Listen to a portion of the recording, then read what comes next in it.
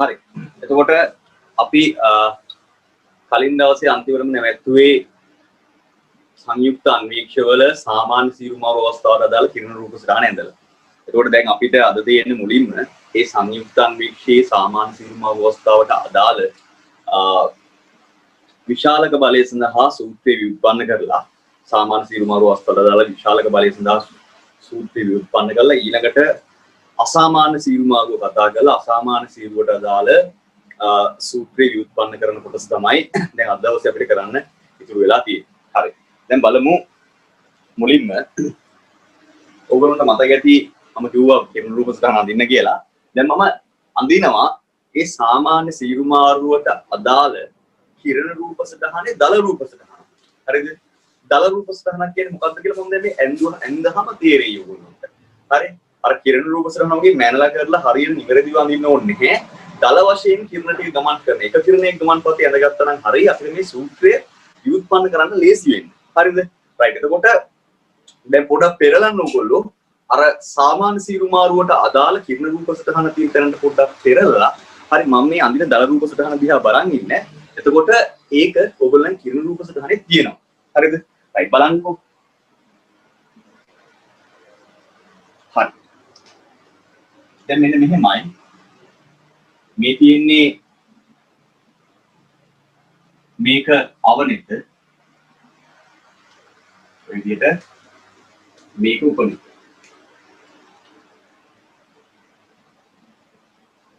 උපනෙත කාටය මේක අනිත් කාටය මේක උපනෙත කාටය ඔය විදිහට තියෙන. දැන් ඉස්සෙල්ලාම අපි ගත්තොත් මෙතනදී මේ තියෙන වස්තුව හරිද? ඔය වස්තුවේ අපි හිතමු මේකේ මේ තියෙන්නේ අවනිතින් සෑදෙන ප්‍රතිබිම්බය. හරි? ඒක තමයි කාට වස්තු වෙන්නේ? උපනිතට වස්තු වෙන්නේ. උපනිතින් සෑදෙන අවසාන ප්‍රතිබිම්බය මෙන්න මේක කියලා. ඒක අතාපික ප්‍රතිබිම්බයක් වෙන්න ඕන කියලා ඔයගොල්ලෝ දන්නවා. රයිට්. දැන් එතකොට අපි ගත්තොත් එහෙම මේ විදිහට. ඒක ඔන්න ඔය විදිහට තියෙනවා. හරි? එතකොට දැන් මේ ඇඳලා තියෙන්නේ දල රූප සටහනක්. හොඳේ. කිරණ රූප සටහනක් නෙමෙයි මේක දල රූප සටහනක්. මේ බලන්න. සේරම ටික තියෙනවා වෙන වස්තුව. මේ තියෙන්නේ I1. I1 කියලා කියන්නේ අවනිතේ සෑදෙන ප්‍රතිබිම්බය. ඒක උපරිතට වස්තුව වෙනවා. මේ තියෙන අවසාන ප්‍රතිබිම්බය I2. වස්තුවේ උස H නම් මෙයාගේ උස මම කියන්නම් H1 කියලා. අවසාන ප්‍රතිබිම්බයේ උස මම කියන්නම් H2 කියලා. පැහැදිලිද? අවසාන ප්‍රතිබිම්බයේ උස H2. හොඳට අහගෙන ඉන්න දැන්. හරි. එතකොට දැන් අපි ගත්තොත් මේකේ මේ තියෙන්නේ UO. ඒ කියන්නේ අවනිත සඳහා වස්තු දුර. හරිද? රයිට්. එතකොට අපි ගත්තොත් එහෙම මේ තියෙන්නේ මොකද්ද? මේ තියෙන්නේ VO. VO. හරිද? රයිට්. ඊට පස්සේ මේ තියෙන්නේ UE. UE කියලා කියන්නේ මොකද්ද? උපනිතට වස්තු දුර. මෙන්න අවසානයේ සාමාන්‍ය සීමාව අවස්ථාවෙන්ද මේක D කියලා දාගන්නම්. D කියන්නේ විෂම දෘෂ්ටි අවමුදුර. මොකද අවසාන ප්‍රතිබිම්බය හැදෙන්නේ මෙතන ඉඳලා විෂම දෘෂ්ටි අවමුදුර. හරිද? දැන් මේ ඇස උපනිත සමීපයේ තියෙනවා කියලා උපකල්පනය කරොත් මේ තියෙන්නේ ඇල්ෆා ඩෑෂ්. දැන් මේක අපි ඔයගොල්ලෝ කලින් පාඩම උඩට බැලුවා නම් මේක සැරින් සැරේ අපි කියපු දෙයක්. හරි. ඊට පස්සේ අපි ගත්තොත් එහෙම මෙන්න මෙතන මේ තියෙන්නේ උස H විෂම දෘෂ්ටි අවමුදුර D ඊට පස්සේ මේ තියෙන්නේ පියවි හැ. එහෙනම් මෙයා තමයි ඇල්ෆා. මොකද්ද ඇල්ෆා කියලා කියන්නේ? වස්තුව විෂම දෘෂ්ටි අවමුදුරේ තබා ඇති විට ඇසාපාතනය කරන කෝණය කියන එක. ඔන්න දැන් රූප සටහන් ටික සේරම ඇඳගෙන ඉවරයි. හරිද? ඒකට මම හිතනවා දැන් ඒක ඕගොල්ලන්ට පේනවා ඇති කියලා. හරිද? රයිට්. හොඳයි. දැන් බලමු මේකට අදාළව කොහොමද අපි මේ විශාලක බලය සඳහා සූත්‍රය ව්‍යුත්පන්න කරගන්නේ කියලා. හරිද? රයිට්. එතකොට ඔන්න බලන්න දැන් මම මෙතනින් පටන් ගන්නවා. රයිට්. විශාලනය m විශාලක බලය m නම් m සමාන වෙනවා මොකටද? අන්වීක්ෂීය අවසාන ප්‍රතිබිම්බයේ විසින් ඇස ආපාතනය කරන කෝණය. ඒ කියන්නේ ඇල්ෆා ඩෑෂ්. බෙදීම වස්තුව විසඳු දෘෂ්ටියේ ආමදුරෙහි තබා ඇති විට ඇස ආපාතනය කරන කෝණය ඇල්ෆා. හරි අපි අරගන්නවා මේ කෝණ කුඩා කෝණ කියලා උපකල්පනය කළොතින් මේ ඇල්ෆා කියන එක්කෙන ආසන්න වශයෙන් සමාන වෙනවා කියලා tan ඇල්ෆා. එහෙනම් මට ලියන්න පුළුවන් මෙතනින් කවුද? tan ඇල්ෆා ඩෑෂ් බෙදීම tan ඇල්ෆා. හරි උතන් දැනගන්න ආවා. ඊළඟට බලන්න m සමානයි දැන් tan ඇල්ෆා ඩෑෂ් කියන එක්කෙනාට ලියන්න පුළුවන් මෙන්න මෙහෙම. මෙන්න මේ ත්‍රිකෝණයෙන් ඔයගොල්ලෝ පොඩ්ඩක් කල්පනා කරන්න. මේ H2 කියලා කියන්නේ කවුද? සම්මුඛ පාදය. මෙන්න මේක තමයි බද්ධ පාදේ. බද්ධ පාදේ කොච්චරක් දිග වෙනවද? d වෙනවා. එහෙනම් මට ලියන්න පුළුවන් tan alpha dash කියන එක නා බලන්න හොඳට අහගෙන ඉන්න. H2 බෙදීම d බෙදීම tan alpha. tan alpha ලියන්න පුළුවන් පුතේ මොකද්ද? h බෙදීම d කියන. එහෙනම් උතනින් අපිට එනවා m සමානයි. හරිද? m සමාන හොඳට අහගෙන ඉන්න. m සමානයි h2 බෙදීම d ගුණ කිරීම d බෙදීම h. එතකොට d බෙදීම මොන වෙලා එනවද? කැපිලා ගියාම මට එනවා h2 කියලා කියන්නේ අන්වීක්ෂණ සාධන අවසාන ප්‍රතිබිම්බයේ උස. බෙදීම h. h කියලා කියන්නේ කවුද? වස්තුවේ උස. හරි. දැන් මට මේක මෙන්න මේ විදිහට ලියා ගන්න පුළුවන් නේද? h2 බෙදීම h1 ගුණ කිරීම h1 බෙදීම h. පුළුවන්ද බැරිද? මොකද්ද මේ කරන්නේ? මේ h1 h1 කැපිලා ගියාන් පස්සේ ආයෙ එන්නේ h2 බෙදීම h. හරිද? රයිට්. දැන් එහෙම දාගත්තට පස්සේ එහෙම දාගන්න හේතුවක් තියෙනවා. හරි. හේතුව මේ බලන්න. h2 බෙදීම h1 කියන්නේ කවුද? මෙන්න උපනිත.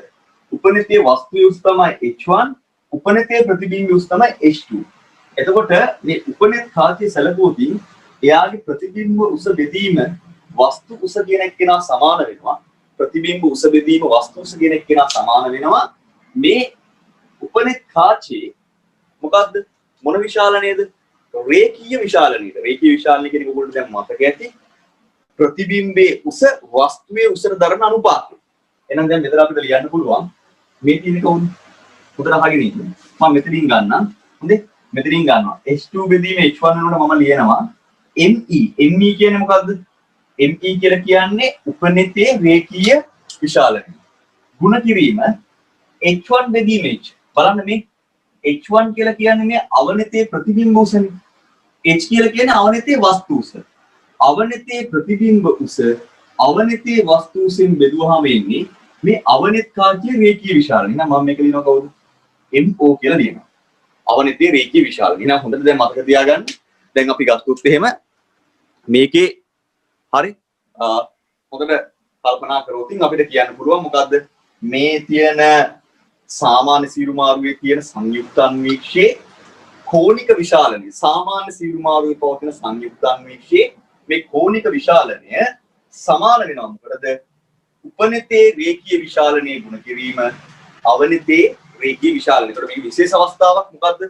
කෝණික විශාලනය රේඛීය විශාලන දෙකේ ගුණිතයට සමාන වෙනවා අවනිත කාර්යය සහ උපනිත කාර්යය. මොන අවස්ථාවේද මේ සිදුවීම සිද්ධ වෙන්නේ?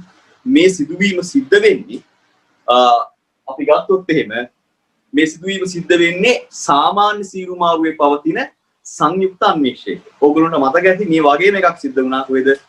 සාමාන්‍ය සීරුමාරුවේ පවතින සරල අන්වීක්ෂයකත් සාමාන්‍ය සීරුමාරු අවස්ථාවේදී කෝණික විශාලනය රේඛීය විශාලනයට සමාන වුණා.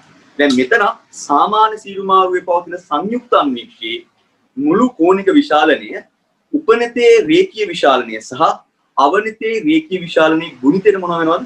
සමාන වෙනවා. හරිද? රයිට්. දැන් නම් ඔය ටික අපි ඉස්සෙල්ලාම ලියාගෙන ඉමු. ඉතින් පස්සේ බලමු මේක ඉතුරු ටික කොහොමද අපි විඋත්පන්න කරගන්නේ කියලා පැහැදිලිව. හරිද? රයිට්. දැන් මෙතෙන්ට නම් අපි මේ ටික ලියා ගන්න ඕන. හරි. ඔයගොල්ලෝ ලියන අංක රෝම ඉලක්කම් 2 කියලා දාලා මොකද්ද?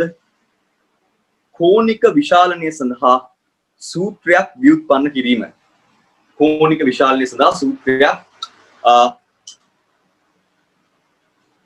හරි. කෝණික විශාලනය සඳහා සූත්‍රයක් විඋත්පන්න කිරීම. රයිට් බලන්න.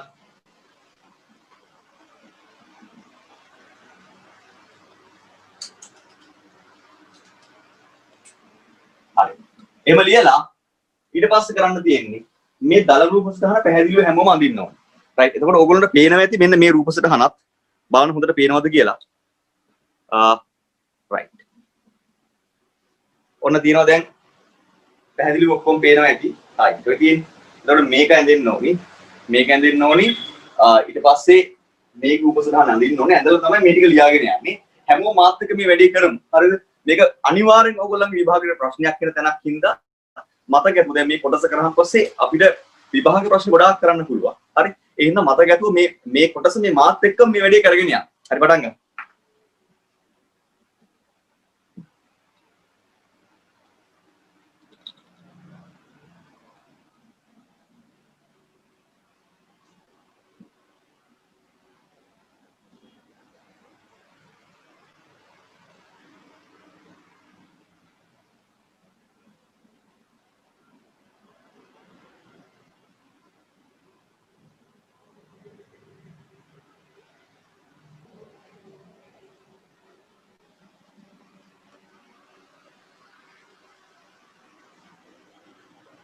හරි මම හිතනවා දැන් හැමෝම වගේ මේක සම්පූර්ණ කරගන්න ඇති කියලා. දැන් බලමු ඊට පස්සේ අපි හරි. දැන් උඩ මෙතනට ආවට පස්සේ රතු බෑන් අරගෙන ලියන්න තරුවක් දාලා මේ විදියට රතු බෑන් අරගෙන ලියන්න තරුවක් දාලා හරි. ලියන්න සාමාන්‍ය සීරුමාරු අවස්ථාවේ පවතින සාමාන්‍ය සීරුමාරු අවස්ථාවේ පවතින සාමාන්‍ය සීරුමාරු අවස්ථාවේ පවතින සංයුක්ත අන්වීක්ෂයක සාමාන්‍ය සීරුමාරු අවස්ථාවේ පවතින සංයුක්ත අන්වීක්ෂයක සාමාන්‍ය සීරුමාරු අවස්ථාවේ පවතින සංයුක්ත අන්වීක්ෂයක සාමාන්‍ය සීරුමාරු අවස්ථාවේ පවතින සංයුක්ත අන්වීක්ෂයක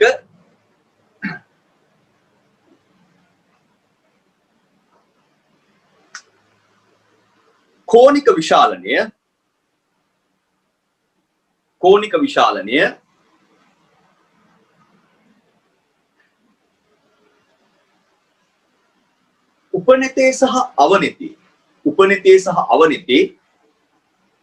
උපනෙතේ සහ අවනෙතේ රේඛීය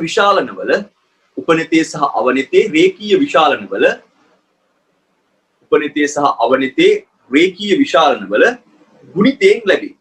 උපනෙතේ සහ අවනෙතේ රේඛීය විශාලනවල ගුණිතයෙන් ලැබේ. උපනෙතේ සහ අවනෙතේ රේඛීය විශාලනවල ගුණිතයෙන් ලැබේ. හරි. ඔන්න හොඳට මේක පාඩම් කරගන්න. සාමාන්‍ය MCQ වලට අපිට එකපාර උත්තර දෙන්න පුළුවන් තැනක් තමයි මොකද්ද? ඕනනම් highlight කරගන්න ඕක. ඒ තරම් වටිනවා. ඒ තමයි සාමාන්‍ය සීරුමාරුවේ පවතින සංයුක්ත අන්වීක්ෂයක කෝණික විශාලනය උපනෙතේ සහ අවනෙතේ රේඛීය විශාලනවල ගුණිතයෙන් ලැබෙනවා. උපනෙතේ සහ අවනෙතේ රේඛීය විශාලනවල ගුණිතයෙන් ලැබෙනවා. හරිද? right. එතකොට අපි ගත්තොත් දැන් මෙන්න මෙහෙමයි. අහගෙන ඉමු. right. දැන් අපි එතනින් එහාට මේ වැඩේ කරන්න යන්නේ. හරි? දැන් right. බලන්න. ඔන්න දැන් මට ලියන්න පුළුවන්. අපි මෙතනට නිකන් ලියාගෙන තිනවා මේ විදියට m කෝණික විශාලනයේ මේ වෙලාවේ සමාන වෙනවා me කියලා කියන්නේ මොකද්ද? උපනෙතේ රේඛීය විශාලනය. ගුණ කිරීම mo කියලා කියන්නේ අවනෙතේ රේඛීය විශාලනය. හරි. හොඳට බලන්න මේ බලන්න h2 බෙදීම h1 නේ උපනෙතේ රේඛීය විශාලනය වෙන්නේ. h2 බෙදීම h1 වෙනවට ලියන්න පුළුවන් නේ h2 බෙදීම h1 වෙනකොට ලියන්න පුළුවන් නේ මෙන්න මේ සමරූපී ත්‍රිකෝණ දෙක ගත්තොත් මේ ත්‍රිකෝණයයි මෙන්න මේ ත්‍රිකෝණයයි කියන සමරූපී ත්‍රිකෝණ දෙක ගත්තොත් ඒ සමරූපී ත්‍රිකෝණ දෙක සලකලා අපිට ලියන්න පුළුවන් මොකද්ද h2 බෙදීම h1 සමානයි d බෙදීම ue කියලා ලියන්න පුළුවන්. ඇයි අනුරූප පාදාතර අනුපාත සමාන වෙනවා සමරූපී ත්‍රිකෝණවල. එහෙනම් h2 බෙදීම h1 ලියන්න පුළුවන් d බෙදීම කවුද ue කියලා. මම ලියනවා me කියන එක කෙනා d බෙදීම ue. හරි. ගුණ කිරීම mo කියලා කියන්නේ මොකද්ද? h1 බෙදීම h. එතකොට මෙන්න මේ සමරූපී ත්‍රිකෝණ දෙක ගත්තොත් එහෙනම් මේදී මේ සමරූපී ත්‍රිකෝණ දෙක ගත්තොත් අපිට ලියන්න පුළුවන් h1 බෙදීම h කියන එක්කෙනා සමානයි කවුද? VO බෙදීම UO. VO බෙදීම UO. මොන ගත්තා? තේරුණාද? VO බෙදීම UO කියලා අපිට ලියන්න පුළුවන්. දැන් ඔතනදී අපිට තාම මේ උපනෙතේ සහ අවනෙතේ නාමිදුරවල් දෙකෙන් එකක්වත් තාම ගෑවුනේවත් නැහැනේ මේ වැඩේට. තේරුණාද? හරි. දැන් එතකොට අපි ඊළඟට යන්නේ මේ ප්‍රකාශනය මේ උපනෙතේ සහ අවනෙතේ නාමිදුරවල් මේක ඇතුළට රිංගවන්නේ කොහොමද කියලා බලන්න. පැහැදිලිද කියන දේ? පැහැදිලිද කියන දේ? රයිට්. එතකොට අපි බලමු අපි ඉස්සෙල්ලාම මෙයාව ගන්න. D බෙදීම කවුද? UE කියන එක. right. D බෙදීම UE සඳහා ඉස්සෙල්ලාම ප්‍රකාශනයක් ව්‍යුත්පන්න කරගන්න ඕන්න හොඳට බලන් ඉන්න. මම දානවා උපනෙතට කාට සූත්‍රය. දැන් මේ පිළිවෙල ඉතා වැදගත් උනේ කාට සූත්‍රය දාන්න. උපනෙතට කාට සූත්‍රය දැම්මොත් එහෙම එකයට v ඍණ එකයට u සමානයි එකයට f. හරි. දැන් බලන්න උපනෙතේ නාමිදුරමම එකයට ඍණ fe කියලා දානවා. හේතුව උපනෙත උත්තලකාශයක් එන ඍණ නාමිදුර. ඊට පස්සේ උපනෙත සඳහා වස්තු දුර වෙන්නේ ue. ඒතර ඒක ධන. දැන් ඔයගොල්ලෝ ඒව දන්නවා. එකයට u. ඊට පස්සේ උපනෙතේ ප්‍රතිබිම්බ දුර d ඒකත් ධන. හේතුව ආලෝකය ගමන් කරන දිශාව විරුද්ධ පැත්තට විනුම ගන්න හින්දා. එහෙනම් කියන්න d. දැන් මම මේ මුළු සමීකරණයම ගුණ කරනවා. මට ඕනි d බෙදීම u ගන්න. එහෙනම් කාගෙන්ද ගුණ කරන්න ඕනි? d ගෙන් ගුණ කරන්න ඕන. d ගෙන් ගුණ කරොත් එනවා එක ඍණ d බෙදීම ue සමානයි ඍණ d බෙදීම fe. ඔය විදියට. ඔතනට ආවට පස්සේ බලන්න මම උක්ත කරගන්නවා d බෙදීම ue. d බෙදීම ue උක්ත කරගත්තොතින් අපිට එනවා මෙයා මේ පැත්තට දාලා මෙයා මේ පැත්තට ගෙන. ඒතකොට එනවා කවුද? එක ධන d බෙදීම fe. අන්න දැන් d කියන්නේ විෂම දෘෂ්ටි අවමදුර. fe කියලා කියන්නේ උපනිතේ නාමිදුර. අන්න d බෙදීම ue සඳහා මොකක්ද අපි ගත්තේ? ඔන්න ප්‍රකාශනයක් අරගත්තා. හරිද?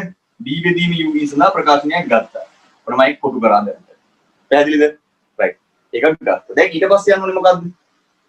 vo බෙදීම uo ට fo ඇතුළත් ප්‍රකාශනයක් ගන්න.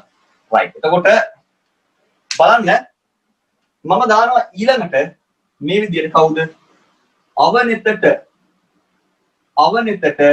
කාට සූත්‍රය. අවනෙතට කාට සූත්‍රය. අවනෙතට කාට සූත්‍රය දැම්මොතින් අහගෙන ඉන්න දැන්. අවනෙතට කාට සූත්‍රය දැම්මොතින් අපිට එනවා එකයට v ඍණ එකයට u සමානයි එකයට f. හරි. දැන් ඔතනදී මම මෙයාගේ ප්‍රතිබිම්බ දුර ඔයගොල්ලන්ට පැහැදිලිව පේනවා ඇති මේ පැත්තේ තියෙන්නේ. එහෙනම් මෙතෙන් දෙන්නේ කවුද? ඍණ එකයට vo. ඍණ එකයට uo. හරි. සමානයි ඍණ එකයට fo. right. එතකොට ඔතනින් මම මුළු සමීකරණයම ගුණ කරනවා කාගෙන්ද?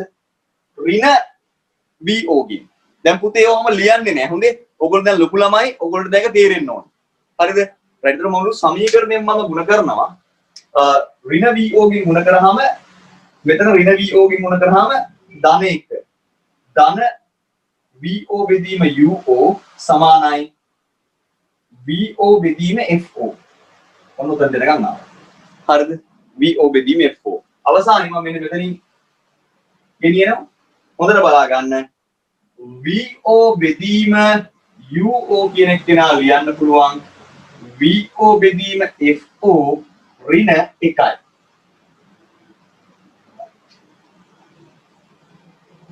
දැන් අපි අවසාන පිළිතුරට ළඟා වෙමින් තියෙන්නේ. අවසාන පිළිතුරට ළඟා වෙමින් තියෙන්නේ බලන්න. එතකොට අපිට ලියන්න පුළුවන් මෙන්න මේ විදියට දැන්. මෙතෙන්ට ආවට පස්සේ බලන්න මේ කෝණික විශාලනය m සමානයි me කියන්නේ d බෙදීම ue. d බෙදීම ue කියන්නේ එක ධන d බෙදීම fe. එහෙනම් එක ධන d බෙදීම fe වාරයක් vo බෙදීම uo කියලා කියන්නේ vo බෙදීම fo ඍණ 1. right. ඔය විදිහට අපිට ගන්න පුළුවන් මොකද්ද? මේ කෝණික විශාලනය සඳහා සූත්‍රේ ඔන්න ඔය විදිහට ලස්සනට ව්‍යුත්පන්න කරලා. හරිද? right. එතකොට දැන් බලන්න මේ ටික දැන් ඕගොල්ලෝ මෙහෙමයි බෝඩ් එක බලන්න ලියාගෙන හරන්න වැඩක් නෑ. මම මේ කරපු දේ තේරුම් ගන්න. මොකද්ද කරේ මේ? ඉස්සල්ලාම අපි කරේ NE සහ NO සඳහා ප්‍රතිබිම්බ උස වස්තු උස ඇසුරෙන් ප්‍රකාශන ව්‍යුත්පන්න කරගෙන ඒවා මොකද කරේ ඊට පස්සේ ප්‍රතිබිම්බ දුර සහ වස්තු දුර ඇසුරෙන් ලියාගත්තා. ඊළඟට මේ අවනතිය සහ උපනතිය නාමිදුර මේ ප්‍රකාශනයට ඔබන්න මොකද්ද අපි කරේ? අපි කාට සූත්‍රය දැම්ම උපනිතටයි අවනිතටයි. ඔන්න ඔය වැඩේ තමයි දැන් කරේ. හරිද? රයිට් දැන් ඔයගොල්ලෝ පිළිවෙලට මේක මතකයක් දැන් මේ දඩි පිටි ගාන මේක ලියාගෙන වැඩක්. හරි? ඒ කියන්නේ හිමින් ලියන කියන නෙවෙයි. තේරුම් අරන් ලියන්න. හරි? පටන් ගමු. එතකොට දැන් ඔයගොල්ලෝ නැවැත්තුවා මෙන්න මෙතනින් දැන් පටන් ගන්න තියෙන්නේ. මෙතනින් පටන් අරන් පිළිවෙලට ඉස්සලා මෙයා ව්‍යුත්පන්න කරගත්තා. ඊට පස්සේ අවනිතට කාට සූත්‍රය දාලා මෙයා ව්‍යුත්පන්න කරගත්තා. අවසානයේ මේක ගන්න. හරි පටන් ගමු.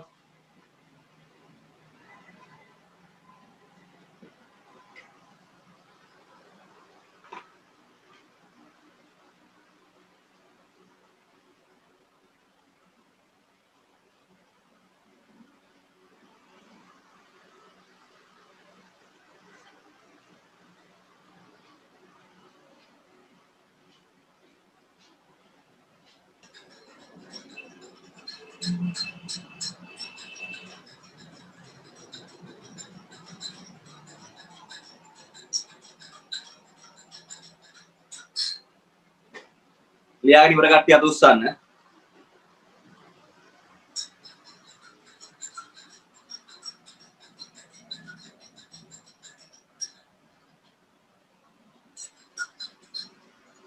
හරි. එතකොට දැන් ඔක්කොම වගේ ලියාගෙන ඉවරයි. හොඳයි. දැන් අපි ගත්තොත් දැන් මෙයන් මේ ආලෝකයේ පාඩමේ තියෙන වැදගත්ම තැනක් මම මේ ආයෙ කියන්නේ ඔයගොල්ලෝ විභාග ප්‍රශ්න කරනකොට තේරෙයි මේක ගොඩක් අහලා තියෙනවා. හරිද?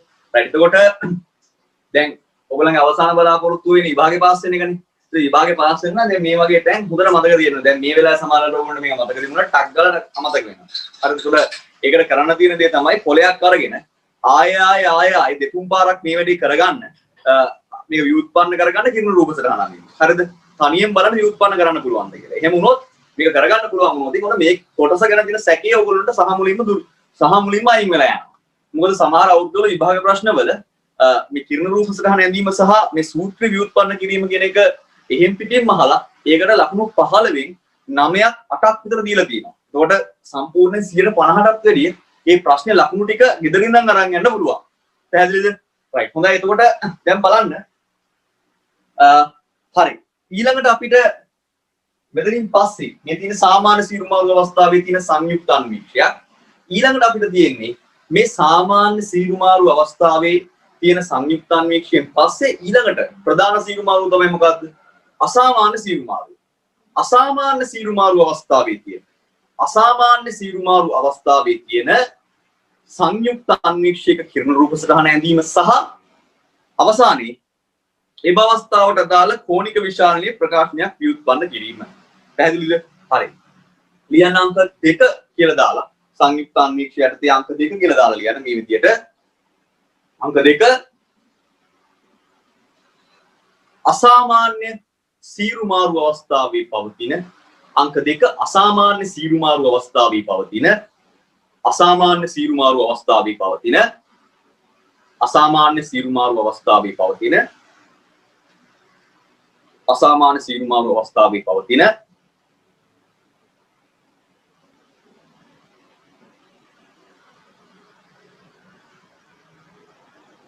සංයුක්ත අන්වීක්ෂයක් අසාමාන්‍ය සීරුමාරු අවස්ථාවේ පවතින සංයුක්ත අන්වීක්ෂයක් අසාමාන්‍ය සීරුමාරු අවස්ථාවේ පවතින සංයුක්ත අන්වීක්ෂයක්.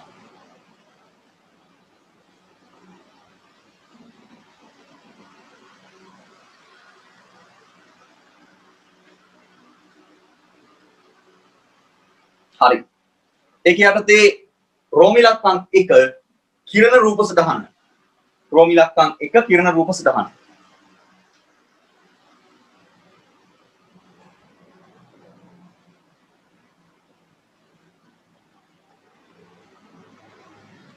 හරි.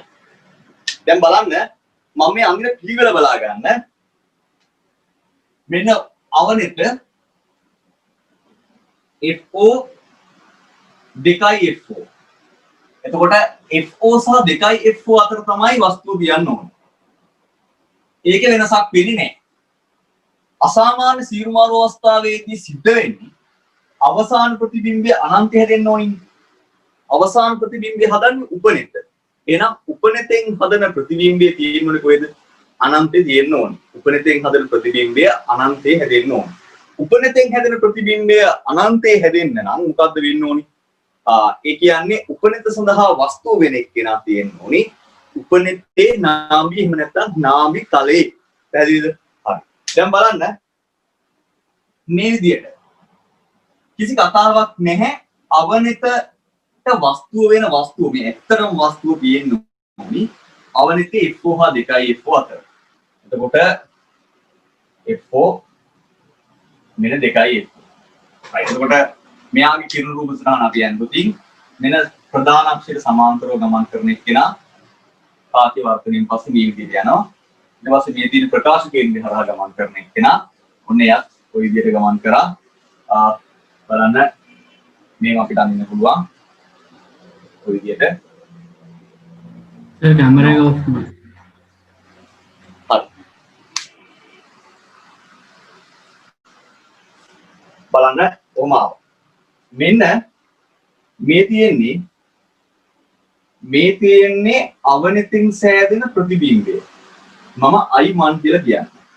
හරිද? අවනතින් සෑදෙන ප්‍රතිබිම්බය. දැන් උපනෙතෙන් හැදෙන ප්‍රතිබිම්බය කොහෙද තියෙන්න ඕනේ? අනන්තේනේ. උපනෙතෙන් හැදෙන ප්‍රතිබිම්බය අනන්තේ තියෙන්න නම් උපනෙතට වස්තුව වෙන්න ඕනි එක්කෙනා. ඒ කියන්නේ I1 තියෙන්න ඕනි කොහෙද? හරියටම උපනෙතේ නාභිය මත. හරියටම උපනෙතේ නාභිය මත. එහෙනම් මෙතන තමයි තියෙන්න ඕනි හරියටම කවුද? FE තියෙන්න ඕනි. එහෙනම් මෙතන ඉඳලා ඕගොල්ලෝ මයින් දුරක් අරගන්න. දැන් සාමාන්‍යයෙන් මෙහෙම ගත්තනම් හරි මෙතන ඔයගොල්ලන්ගේ පොත අරගෙන සාමාන්‍යයෙන් මෙහා සෙන්ටිමීටර් දෙකක් ගත්තොත් මෙහා සෙන්ටිමීටර් 4ක් වගේ වෙන ගන්න උපනෙතේ නාභිදුර සෙන්ටිමීටර් 4ක් විතර ගන්න වගේ ගන්න. හරිද?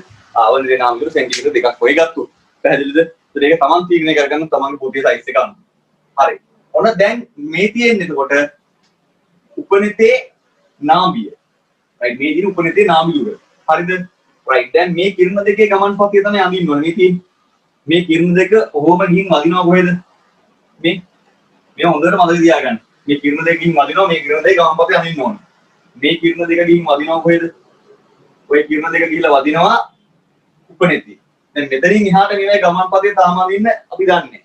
තේරුණා? දැන් බලන්න මේ විදියට මේ කිරණ දෙකේ ගමන් පථය මෙතනින් පස්සේ තාම කොහොම යනවද කියලා අපි දන්නේ. දැන් මොකද්ද කරන්නේ? ඊළඟට කරන්නේ අපි නිර්මාණයක් කරගන්නවා මේ උපනෙතට වස්තුව වෙන එක්කෙනාගේ මුදුනේ ඉඳලා මේ විදිහට ප්‍රධාන අක්ෂයට සමාන්තරව ගමන් කරපු කෙනෙක් යන්න ඕනි කොහොමද? එයා යන්න ඕනි මෙයාගේ නාභියට යනවා වගේ. ඔය විදිහට. තේරුණාද? right. එතකොට ඊළඟට මේ තියෙන්නේ මොකද්ද? ප්‍රකාශ කේන්ද්‍රය හරහා ගමන් කරන එක්කෙනා. දැන් මේවා නිර්මාණ රේඛා එන්න කඩේරෙන් අඳින්න. ඒක මෙතනින් දැන් මේ ආපු කිරණ දෙක නෙමෙයි නෙමෙයි. මෙතනින් ඉඳන් පටන් ගන්නවා කියලා අපි හිතන කිරණ දෙකක් මේ අඳින්නේ. right. දැන් එතකොට මේවා කොහෙවත් එකතු වෙන්නේ නැහැ. අනන්ත තමයි මොනවා වෙන්නද මේවා? එකතු වෙන්නේ ඔය විදිහට. තේරුණාද? ඒක සමාන්තරයි. හරියට ලස්සනට සමාන්තරව අඳින්න ඕන ඔය විදිහට. ඔයගොල්ලෝ හරියට මැන්නොත් සමාන්තර වෙලා එනවා. හරි. දැන් එතකොට අපි ගත්තොත් එහෙම මෙන්න මේ කිරණ දෙකක්. මේ කිරණ දෙකක් මොකද වෙන්න ඕනේ? මේවත් අනන්ත ඉඳලා එනවා කියන දැන් යන්න ඕනේ. ඒතර අනන්ත ඉඳලා එන්න ඕනේ මේවට සමාන්තරව. මේ තියෙන්නේ හරියටම ගමන් පථය දන්න කිරණ දෙක. එතකොට මේ කිරණ වලට සමාන්තර වෙන්න ඕනේ. මේවත් එනවා වගේ පේන්න ඕනේ කොහෙද? අනන්ත ඉඳලා. හේතුව අවසාන ප්‍රතිබිම්බය තියෙන අනන්තයි. එහෙනම් මේ කිරණ අපි අඳිනවා. මේ අඳපු කඩේරි රේඛාවලට සමාන්තර වන පරිදි අපි අඳිනවා. ඕන්න ඔහොම. හරිද? එතකොට අනන්තයේ සිටිනවා වගේ පේනවා. පැහැදිලිද කියන්නේ? right. ඔය විදිහට තමයි කිරණ රූප සටහන සම්පූර්ණ වෙන්නේ. හරි. right. එතකොට ඊතල දාලා තියෙන්න ඕනේ මේ. එතන දාන්න ඔය විදිහට ඉතල දාලා තියෙනවා නේ. පැහැදිලිද? හරි. අපි කිරණ රූප සටහන කියලා මේක ඇඳගමු. කාටරි ප්‍රශ්නයක් තියෙනවා නම් අහන්න විසඳගෙන ඉස්සරහට යන්න. හරි. රයිට්. පටන් ගමු. කිරණ රූප සටහන කියලා ඉස්සලාම නම් මම ඇඳෝ පිළිවෙල බලන් ඉන්නේ නැති. ඉස්සලාම මෙයාගෙන් ඇතුළේ ප්‍රතිබිම්බය තමයි අඳින්නේ. ඊළඟට තමයි මොකද උපරිත් කාචය ඇඳලා උපරිතෙන් ඇතිවන ප්‍රතිබිම්බය ඇඳගන්නේ අනන්තේ පවතින පරිදි. පටන් ගමු. ප්‍රශ්න තියෙන කට්ටියට අහන්න පුළුවන්.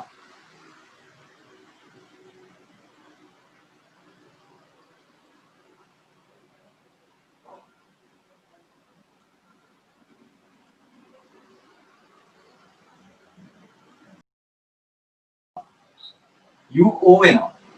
හරි. මෙයා FE වෙනවා. හරිද? දැන් එතකොට මෙතනින් මම ඇඳ ගන්නවා එක්තුසේදී වස්තුව D දුරකින් තිබ්බහම ඇස ආපාදනය කරන කෝණය මේක ඇල්ෆා. හොඳයි. මෙන්න මෙයා තමයි කවුද ඇල්ෆා ඩෑෂ් වෙන්නේ. හේතුව අනන්තයේ ඉඳලා එන කිරණයක් නෙමෙයි තියෙන්නේ. මේ කිරණය ඔයගොල්ලෝ මතකෙට උඩ තියෙන කිරණ රූප සටහන බලන්න. උඩ තියෙන කිරණ රූප සටහන බලන්න. එතකොට ඔක්කොම හරි. හරිද? උඩ තියෙන කිරණ රූප සටහන බලන්න. හරි. කිරණ රූප සටහන බැලුවාම මේක තේරෙනවා මෙයා ඇල්ෆා ඩෑෂ් වෙන්නේ ඇයි කියලා. right මේ විදිහට මේකට සමාන්තර කිරණ ටික කොහොමම තියෙනවා. ඒතර මේකට සමාන්තරයි. එහෙනම් මේ තියෙන්නේ උපනිත ආපාදනය කරන කෝණය අසාපාදනය කරන කෝණය කියලා ගන්න. හරි. ඔතනට ගන්න දැන් හරි. දැන් බලන්න අපිට ලියන්න පුළුවන් m කියන එක කෙනා සමානයි ඇල්ෆා ඩෑෂ් බෙදීම ඇල්ෆා. ඒ කියන්නේ tan alpha dash බෙදීම tan alpha. ඔතනට නිකන් ආවා. හරිද? right. ඔතනින් පස්සේ මේක හරිය ලේසි අරක වගේ නෙමෙයි. හොඳේ. alpha dash කියන එක කෙනා ලියන්න පුළුවන් කිසි කතාවක් නැහැ කවුද? h1 බෙදීම fe. tan alpha dash h1 බෙදීම fe. බෙදීම tan alpha කෙනෙක් කෙනා ලියන්න පුළුවන් h බෙදීම d. එහෙනම් m සමානයි h1 බෙදීම fe ගුණ කිරීම d බෙදීම කවුද h. හරි. ඔතනින් දැන් අපිට n ලියන්න පුළුවන් මොකද්ද? මේ බලන්න. d බෙදීම fe. d බෙදීම fe. හොඳයි. අපි දැන් කතා කරන්න යන්නේ මේ දුරේක්ෂ ගැන. ඒතර විෂය නිර්දේශයේ දුරේක්ෂ ගැන ඉගෙන ගන්නකොට අපිට ඉගෙන ගන්න තියෙන නක්සස් දුරේක්ෂ ගැන විතරයි. පැහැදිලිද? එතකොට right හරි. දැන් මේ නක්සස් දුරේක්ෂයේ සමන්විත වෙන්නේ උත්තල කාච දෙකකින්. හරි උත්තල කාච දෙකකින්. ඒතර ඒවා ඒ උත්තල කාච දෙකත් අවනිත සහ උපනිත කියලා අපි හඳුන්වනවා. මෙතනදී අවනිත කියලා අපි හඳුන්වන්නේ ආලෝක කිරණ ඇතුළු වෙන කාච. මොකද වස්තුව සමීපයේ පවතින කාචය කියලා හඳුන්වන්නේ නැත්තේ මේ දුරේක්ෂයකින් බලන්නේ ගොඩක් ඈත තියෙන වස්තුනේ. ඒතකොට මේ අවනිත වස්තුව සමීපයට ගෙනියන්න බෑ. තේරුණා? ඒ හින්දා අවනිත කියලා අපි හඳුන්වන්නේ ආලෝක කිරණ ඇතුළු වෙන කාචය. උපනිත කියලා හඳුන්වන්නේ අර පෙර පරිදිම ඇස සමීපයේ පවතින කාචය. පැහැදිලිද? right. හැබැයි මෙතනදී විශේෂත්වයක් තියෙනවා. උපනිතෙන් අන්වීක්ෂයක් ගත්තොත් අන්වීක්ෂක උපනිතේ නාභිය දුර තමයි වැඩි වෙන්නේ. නමුත් දුරේක්ෂයක් ගත්තොත් එහෙම දුරේක්ෂයක අවනිතේ නාභිය දුර තමයි විශාලත්වයෙන් වැඩි වෙන්නේ. පැහැදිලිද? right. එතකොට දැන් මේ තියෙන්නේ අපි ගත්තොත් එහෙම ඔය අපි ඉගෙන ගත්ත කොටසට අදාළ කෙටි සටහන. උපනිත කියලා කියන්නේ ඇස සමීපයේ පවතින කාචය. අවනිත කියලා කියන්නේ ආලෝක කිරණ ඇතුළු වන කාචය. එතකොට නක්ෂත්‍ර දුරේක්ෂයක් ගත්තොත් මේ නක්ෂත්‍ර දුරේක්ෂයක අවනිතේ නාභි දුර වැඩි උපනිතේ නාභි දුරට වඩා. හරි. අපි එතකොට සටහන දැන් ලියාගමු ඊට අදාළ මාතෘකාව ලියන්න නක්ෂත්‍ර දුරේක්ෂ right. එතකොට ඒක යටතේ ලියන්න මේ විදිහට නක්ෂත්‍ර දුරේක්ෂයක් උත්තල කාච දෙකකින් සමන්විත වේ.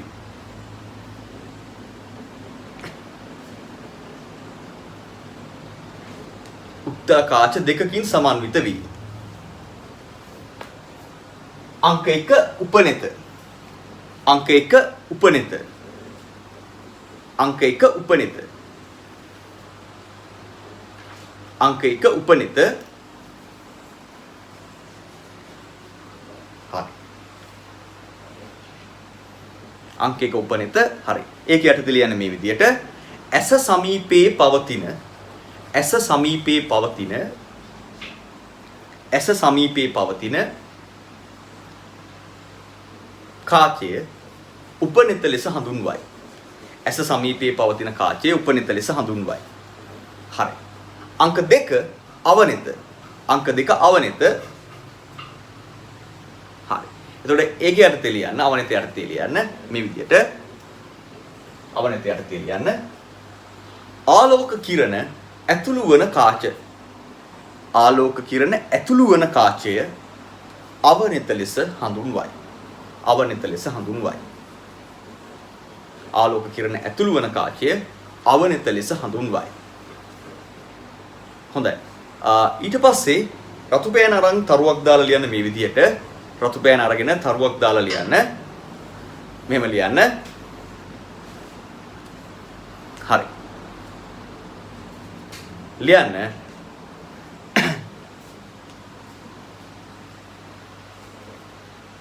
හරි. ලියන්න. නක්ෂස්ත දුරේක්ෂයක අවනතේ නාබිදුර උපනතේ නාබිදුරට වඩා අවනතේ නාබිදුර උපනතේ නාබිදුරට වඩා අවනතේ නාබිදුර උපනතේ නාබිදුරට වඩා විශාලත්වයෙන් වැඩි වී විශාලත්වයෙන් වැඩි වී විශාලත්වයෙන් වැඩි වී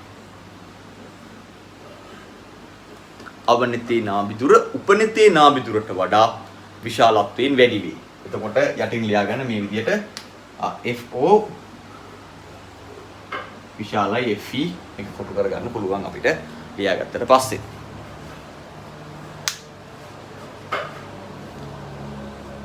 හොඳයි. right. දැන් ඊට පස්සේ අපි යනවා ඊළඟට අපි යනවා ලියන්න මාතෘකාව දුරේක්ෂයක කෝණික විශාලනය. වරහන් ඇතුලේ විශාලක බලය. වරහන් ඇතුලේ සංකේතයක් දාගන්න කැපිටල් M කියලාමයි මේක අපි හඳුන්වන්නේ. කැපිටල් M කියලායි මේක අපි හඳුන්වන්නේ. කලින් වගේම කැපිටල් M කියලා තමයි හඳුන්වන්නේ. හරි. හොඳයි. right. මොකද්ද? කෝණික විශාලනයේ හෙවත් විශාලක බලය. මොකද්ද මේ අන්වීක්ෂයක කෝණික විශාලනය එහෙම නැත්නම් විශාලක බලය කියලා කියන්නේ? අන්වීක්ෂයක කෝණික විශාලනය එහෙම නැත්නම් විශාලක බලය. හරි. මේ බලන්න. දැන් ඔයගොල්ලෝ මේ දුරේක්ෂයක කෝණික විශාලනය එහෙම නැත්නම් විශාලක බලය. දැන් අපි කලින් කතා කරේ අන්වීක්ෂයක. හරි. right. දැන් බලන්න මේ දුරේක්ෂයේ M විශාලක බලය අපි වඩාත් සාධාරණව අර්ථ දැක්වුවොත් මේ විදිහට තියෙන්නේ. මේ ඉරට උඩින් එන්නේ දුරේක්ෂයෙන්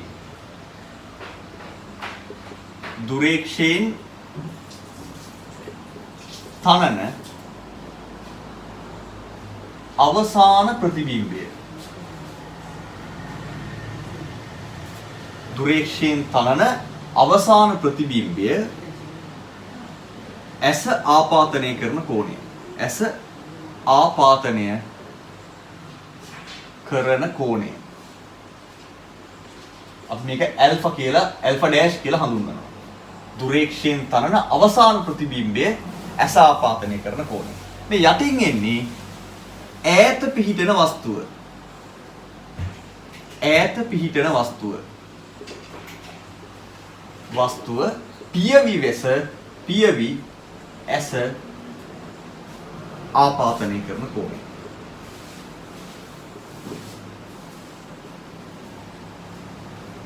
ඇල්ෆා. දැන් කලින් මෙතන උනේ මොකද්ද? කලින් අන්වීක්ෂයක් සඳහා නම් මෙතන උනේ විසද දෘෂ්ටියේ අවදුරේ පිහිටන වස්තුව ඇස ආපාතනය කරන කෝණය. දැන් මෙතනදි වෙන්නේ මොකද්ද? ඈත පිහිටන වස්තුව. දැන් මෙතනදී ඈත පිහිටනවා කියලා අපි ගන්නෙ අනන්තයේ පිහිටන වස්තුව. තේරුණාද? අනන්තයේ පිහිටන වස්තුව ඇස ආපාතනය කරන කෝණය. ඒ ඈත කියලා කියන එකේ තේරුම ඒකයි. දැන් බලන්න මේක අන්වීක්ෂයක් සඳහා මේක වෙනස් වෙන්නේ. උඩ මෙතනට එන්න ඕනේ මොකද්ද? අන්වීක්ෂයක් තනන අවසාන ප්‍රතිබිම්බය කියලා. right. යටට අන්වීක්ෂයක් සඳහා යටගත්තොත් එහෙම එන්න ඕනේ මොකද්ද? වස්තුව කොහේ තියෙනකොටද? විෂම දෘෂ්ටිය අවම දුරේ පවතිනකොට පියවියස ආපාතනය කරන කෝණය. නමුත් මෙතනදී වෙනස් වෙන දුරේක්ෂයකදී උඩට එනවා මොකද්ද? දුරේක්ෂයක් විසින් තනන අවසාන ප්‍රතිබිම්බය. එතන අන්වීක්ෂ දුරේක්ෂ මාරු වෙන එක වෙන්නේ. මේ හරය වෙනස් වෙනවා මොකක් විදිහටද? යට වෙනස් වෙනවා. ඈත පිහිටන වස්තුව පියවියස ආපාතනය කරන කෝණය ලෙස. තේරුණාද? මේ වෙනස අඳුර ගන්න. පැහැදිලිද? රයිට්. එතකොට ඔන්න අපිට ඕක මෙහෙම කියන්නත් පුළුවන්. මොකද්ද? අන්වීක්ෂයක් සඳහා කෝණික දුරේක්ෂයක් සඳහා කෝණික විශාලනය අපිට මෙහෙම කියන්න පුළුවන්. කොහොමද? අපිට පුළුවන් කියන්න දුරේක්ෂයක් විසින් තනන අවසාන ප්‍රතිබිම්බය ඇස ආපාතනය කරන කෝණය ඈත පිහිටන වස්තුව පියවියස ආපාතනය කරන කෝණයට දරන අනුපාතය මේ දුරේක්ෂයක් සඳහා කෝණික විශාලනය කියලා අපිට අර්ථ දක්වන්න පුළුවන්. පැහැදිලිද? රයිට්. එතකොට මේ අර්ථ දැක්වීම මේ විදිහට වචනෙන් ලියන්න අවශ්‍ය නැහැ. මේක ලිව්වහම හොඳටම ප්‍රමාණවත්. තේරුණාද? රයිට්. එතකොට එහෙනම් අපි ලිව්වා මාතෘකාව මොකද්ද? දුරේක්ෂයක කෝණික විශාලනය වරහන් ඇතුලේ විශාලක බලය සංකේත කැපිටල් M කියලා දාලා මෙන්න මේක ලියා ගන්නයි තියෙන්නේ. මොකද්ද? M සමානයි දුරේක්ෂයෙන් තනන අවසාන ප්‍රතිබිම්බය ඇස ආපාතනය කරන කෝණය. රයිට්. ඔතන පියවියස කියලා આવත් කිසිම ගැටලුවක් නැහැ. පියවියස සාමාන්‍ය ඇස. හරි. ඇස ආපාතනය කරන කෝණය. ඒකට ඒක ඇල්ෆා ඩෑෂ් බෙදීම ඈත පිහිටන වස්තුව පියවි ඇස ආපාතනය කරන කෝණය ඇල්ෆා. තේරුණාද? ඕක තමයි අර්ථ දැක්වීම වෙන්නේ. හරි. රයිට්. එතකොට ඊළඟට ලියන්න දුරේක්ෂයක සීරු මාරු කිරීම. ඊට පස්සේ අපි ඉගෙන ගන්න යන්නේ මාතෘකාව ලියන්න දුරේක්ෂයක සීරු මාරු කිරීම. හොඳයි. දැන් මේ දුරේක්ෂයක් සීරු මාරු කරනවා කියලා කියන්නේ අන්වීක්ෂයක් සීරු මාරු කරනවා වගේම තමයි. හරි. ඒතර ඕගොල්ලන්ට මතක ඇති අන්වීක්ෂයක අවසාන ප්‍රතිබිම්බය තැනෙන ස්ථානය වෙනස් කිරීම තමයි අන්වීක්ෂය සීරු මාරු කිරීම කියලා කිව්වේ. ඒතකොට මේ වෙනස් කිරීම ගත්තොත් එහෙනම් ප්‍රධාන වෙනස් කිරීම කීයක් තියෙනවද? දෙකක් තියෙනවා. එකක් තමයි මොකද්ද? සාමාන්‍ය සීරු මාරු අන්වීක්ෂය, අනිත් එක අසාමාන්‍ය සීරු මාරු. දැන් මේ දුරේක්ෂය ගත්තත් දුරේක්ෂයේ සීරු මාරු කිරීම තියෙනව කොච්චරක්ද? අනන්ත ප්‍රමාණයක් තියෙනවා. ඔය අතරින් ප්‍රධාන සීරු මාරු කිරීම තියෙන්නේ දෙකයි. අරකේ වගේමයි සාමාන්‍ය සීරු මාරු කිරීම සහ අසාමාන්‍ය සීරු මාරු කිරීම. හැබැයි මේ දුරේක්ෂයක සාමාන්‍ය සීරු මාරු කිරීම කියලා කියන්නේ අන්වීක්ෂයක සාමාන්‍ය සීරු මාරු කිරීමට නෙමෙයි. හරි. දුරේක්ෂයකින් බලන්නේ අපි දුර තියෙන වස්තුනේ. එතකොට දුරේක්ෂයක සාමාන්‍ය සීරු මාරු කිරීම කියලා කියන්නේ අවසාන ප්‍රතිබිම්බය අනන්තයේ සෑදෙන පරිදි සිදු කරන සීරු මාරුව අපි හඳුන්වනවා දුරේක්ෂයක සාමාන්‍ය සීරු මාරුව කියලා. හරිද? අවසාන ප්‍රතිබිම්බය අනන්තයේ පවතින පරිදි සිදු කරන සීරු මාරුව. අවසාන ප්‍රතිබිම්බය අනන්තයේ සෑදෙන පරිදි සිදු කරන සීරු මාරුව අපි හඳුන්වනවා දුරේක්ෂයක සාමාන්‍ය සීරු මාරුව. එතකොට දුරේක්ෂයක අසාමාන්‍ය සීරු මාරුව කියන්නේ දුරේක්ෂයකින් කරන අසාමාන්‍ය වැඩක් තමයි ඔය ඈත පිහිටන වස්තුව ළඟට ගෙනල්ලා බලන එක. තේරුණාද? එහෙනම් දුරේක්ෂයක අසාමාන්‍ය සීරු මාරුව කියලා කියන්නේ අවසාන ප්‍රතිබිම්බය විෂද දෘෂ්ටියේ අවම දුරෙහි සෑදෙන පරිදි සිදු කරන සීරු මාරු කිරීම අපි හඳුන්වනවා දුරේක්ෂයක මොකද්ද? අසාමාන්‍ය සීරු මාරුව කියලා. දුරේක්ෂයක අසාමාන්‍ය සීරු මාරුව කියලා අපි හඳුන්වනවා. පැහැදිලිද? රයිට්. එතකොට දැන් ඔන්න උතනදී ඒ කාරණා දෙක පටල ගන්න එපා. අන්වීක්ෂයක වුණා වගේ නෙමෙයි දුරේක්ෂයක පොඩ්ඩක් වෙනස් වෙනවා. ඇත්තටම ගත්තොත් මාරු වෙනවා. පැහැදිලිද? රයිට්. එතකොට ලියවන්න මාතෘකාව දුරේක්ෂයක සීරු මාරු කිරීම. රයිට්. අපි ඒකේ ලොකුවට පැහැදිලි කරන්න යන්නේ නෑ. ලියන්න ඒක යටතේ මේ විදිහට දුරේක්ෂයකට සීරු මාරු කිරීම. ලියන්න දුරේක්ෂයකට සීරු මාරු කිරීම. දුරේක්ෂයකට සීරු මාරු කිරීම අනන්ත ප්‍රමාණයක් පවතී. දුරේක්ෂයකට සීරු මාරු කිරීම අනන්ත ප්‍රමාණයක් පවතී. දුරේක්ෂයකට සීරු මාරු කිරීම අනන්ත ප්‍රමාණයක් පවතී.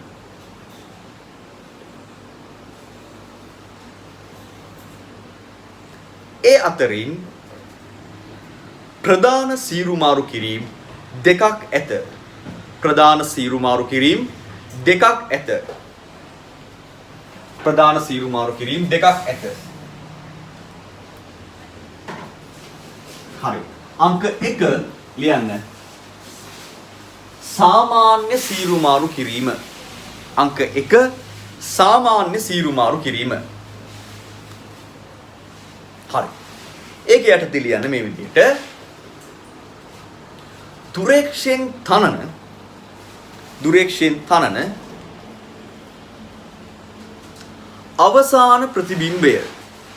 දුරේක්ෂයෙන් තනන අවසාන ප්‍රතිබිම්බය.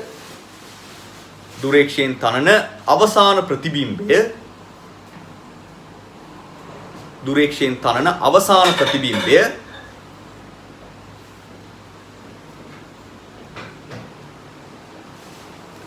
අනන්තයේ සෑදෙන පරිදි සිදු කරන අනන්තයේ සෑදෙන පරිදි සිදු කරන අනන්තයේ සෑදෙන පරිදි සිදු කරන සීරු මාරු කිරීම අනන්තයේ සෑදෙන පරිදි සිදු කරන සීරු මාරු කිරීම දුරේක්ෂයක සාමාන්‍ය සීරු මාරු කිරීම වේ. දුරේක්ෂයක සාමාන්‍ය සීරු මාරු කිරීම වේ. දුරේක්ෂයක සාමාන්‍ය සීරු මාරු කිරීම වේ. දුරේක්ෂයක සාමාන්‍ය සීරු මාරු කිරීම වේ.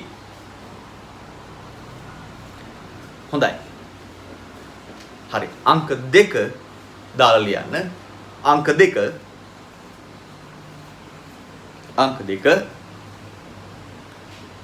අසාමාන්‍ය සීරු මාරු කිරීම. අසාමාන්‍ය සීරු මාරු කිරීම.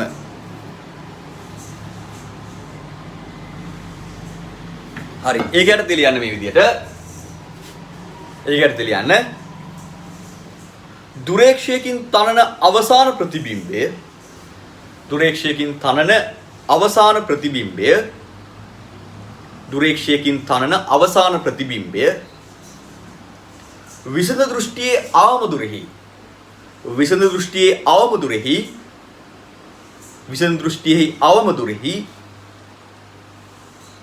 සෑදෙන පරිදි විසඳ දෘෂ්ටියේ අවමදුරෙහි සෑදෙන පරිදි සිදු කරන විසඳ දෘෂ්ටියේ අවමදුරෙහි සෑදෙන පරිදි සිදු කරන සීරු මාරු කිරීම විසඳ දෘෂ්ටියේ අවමදුරෙහි සෑදෙන පරිදි සිදු කරන සීරු මාරු කිරීම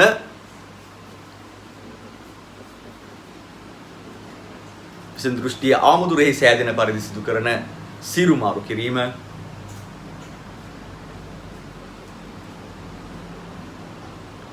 දුරේක්ෂයක අසාමාන්‍ය සීරු මාරුව ලෙස හඳුන්වයි. දුරේක්ෂයක අසාමාන්‍ය සීරු මාරුව ලෙස හඳුන්වයි. හොඳයි. දැන් ඔන්න අපි ඉගෙනගෙන තියෙනවා දුරේක්ෂයක අසාමාන්‍ය සීරු මාරුව සහ සාමාන්‍ය සීරු මාරුව කියලා කියන්නේ මොකක්ද කියලා වෙනම. හරිද? රයිට්. දැන් අපි යන්නේ අර අන්වීක්ෂයක කරා වගේම මොකක්ද? දුරේක්ෂයක සාමාන්‍ය සීරු මාරුවට අදාළ කිරණ රූප සටහන ඇඳීම සහ ඊට අදාළ කෝණික විශාලනයට ප්‍රකාශනයක් ව්‍යුත්පන්න කිරීම. ඒක අංක 1. ඊට පස්සේ අංක 2 යටතේ අපි ඉගෙන ගන්න යන්නේ දුරේක්ෂයක අසාමාන්‍ය සීරු මාරු අවස්ථාවේ කිරණ රූප සටහන ඇඳීම සහ ඊට අදාළ ප්‍රකාශනයක් ව්‍යුත්පන්න කිරීම. දැන් මෙතනදී ඔය දුරේක්ෂයක අසාමාන්‍ය සීරු මාරුව කියන එක දැන් සිලබස් එකෙන් අයින් කරලා තියෙනවා. හරිද? හැබැයි මම මෙතනදී ඒක සරල කතාවක් කියන්න කිරණ රූප සටහනත් එක්ක ප්‍රකාශනීය ව්‍යුත්පන්න කිරීම උගන්වනවා. හරි. නමුත් ඒක දැන් සිලබස් එකේ නැහැ. හැබැයි හිතලා ප්‍රශ්නයක් දෙකක් අහන්න පුළුවන් කමක් තියෙන නිසා උගන්වනවා. එහෙම තියෙන ප්‍රභවයක් තියෙන හින්දා උගන්වනවා. නමුත් ඒක සිලබස් එකේ දැන් නැහැ. හොඳේ? ඔන්න ඒක කියලාමයි උගන්වන්නේ. හරි. රයිට්. එතකොට බලන්න මුලින්ම දැන් අපි යන්නේ හරි. අංක 1 ලියන ආය මාතෘකාව දුරේක්ෂයක සාමාන්‍ය සීරු මාරු කිරීම. දුරේක්ෂයක සාමාන්‍ය සීරු මාරු කිරීම. ඒක යටතේ රෝම ඉලක්කම් 1 කිරණ රූප සටහන. කිරණ රූප සටහන. right. දැන් මෙතන හොඳට අහගන්න. මෙතන දැන් අපි ඉස්සෙල්ලාම මේක අපි උත්තල කාචයක කිරණ රූප සටහන ඉදීමේදී මම ඔයගොල්ලන්ට කිව්වා. දැන් මම ආයෙත් මතක් කරනවා. දැන් දුරේක්ෂයකින් බලන්නේ පුතේ කොහේ තියෙන වස්තුද? අනන්තේ තියෙන වස්තු. ඒ කියන්නේ ගොඩාක් ඈත තියෙන වස්තු. අපි දුරේක්ෂයෙන් බලන්නේ ග්‍රහලෝක, තාරුකා වගේ ඈත පිහිටන වස්තු. එතකොට මේ ඈත පිහිටන වස්තුව අපිට එක සැරේ අර ළඟ පිහිටන වස්තුව වගේ ඊ ගහක් ඊ තලයක් ඇදලා අඳින්න බෑනේ. අපි දන්නේ නෑ ඈත තියෙන වස්තුව. හැබැයි දැන් මම ඔයගොල්ලෝ උත්තල කාචවල කිරණ රූප සටහන අඳිනකොට ඉගැන්නුවා මේ ඈත පිහිටන වස්තුවක ඉහළ කෙළවරෙන් පැමිණෙන කිරණ එකිනෙකට සමාන්තරව නමුත් ප්‍රධාන අක්ෂයට ආනතව ඉන්නේ. අන්න ඒක දැන් මෙතෙන්ට ගන්න වෙනවා ඈත පිහිටන වස්තුවක් කින් පැමිණෙන කිරණ ටික අඳින්න. right. එතකොට ඈත පිහිටන වස්තුවක් ගත්තොත් ඒ ඈත පිහිටන වස්තුවේ ඉහළම කෙළවරේ ඉඳලා එන කිරණ ගත්තොත් ඒ කිරණ එකිනෙකට සමාන්තරව නමුත් ප්‍රධාන අක්ෂයට ආනතව ඉන්නේ. හරි. මේ ඈත පිහිටන වස්තුවක් නිරූපණය කරන්න දැන් මේක හොඳින් මතක තියාගන්න. හරි. හැබැයි ඒ ඈත පිහිටන වස්තුවේ අපි උපකල්පනය කරනවා. අපි හිතනවා පහළ කෙළවර දැන් මේ කිරණ රූප සටහන අඳින්න. හොඳේ. පහළ කෙළවරෙන් එන ඒවා එන්නේ ප්‍රධාන අක්ෂයට සමාන්තරව. ඉහළ කෙළවරෙන් ඒවා එන්නේ ප්‍රධාන අක්ෂයට ආනතව එහෙත් එකිනෙකට සමාන්තරව. හොඳේ. ඕක හොඳට මනසේ තියාගන්න. දැන් රූප සටහන අඳිනකොට තවත් හොඳින් තේරෙයි වෙන්නේ. ඔන්න දැන් බලන්න මේ තියෙන්නේ හරි.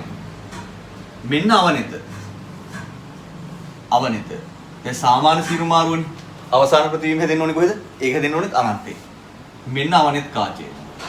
හරි. right. මම ප්‍රධාන අක්ෂයන් මේ විදියට හොඳට අහගෙන ඉන්න දැන්. right. දැන් මේ තියෙන්නේ ඈත පිහිටන වස්තුනේ අන්වීක්ෂයෙන් බලන්නේ. මෙන්න ප්‍රධාන අක්ෂයට ආනත. එහෙත් එකිනෙකට සමාන්තරව පැමිණෙන කිරණ කදම්බය. ඒතර මේවා එන්න ඕනේ කොහෙද? අනන්තයේ ඉඳලා එන්න ඕනේ. අනන්තයේ තියෙන වස්තුවේ ඉහළ කෙළවරේ ඉඳන් එන්නේ. හරිද?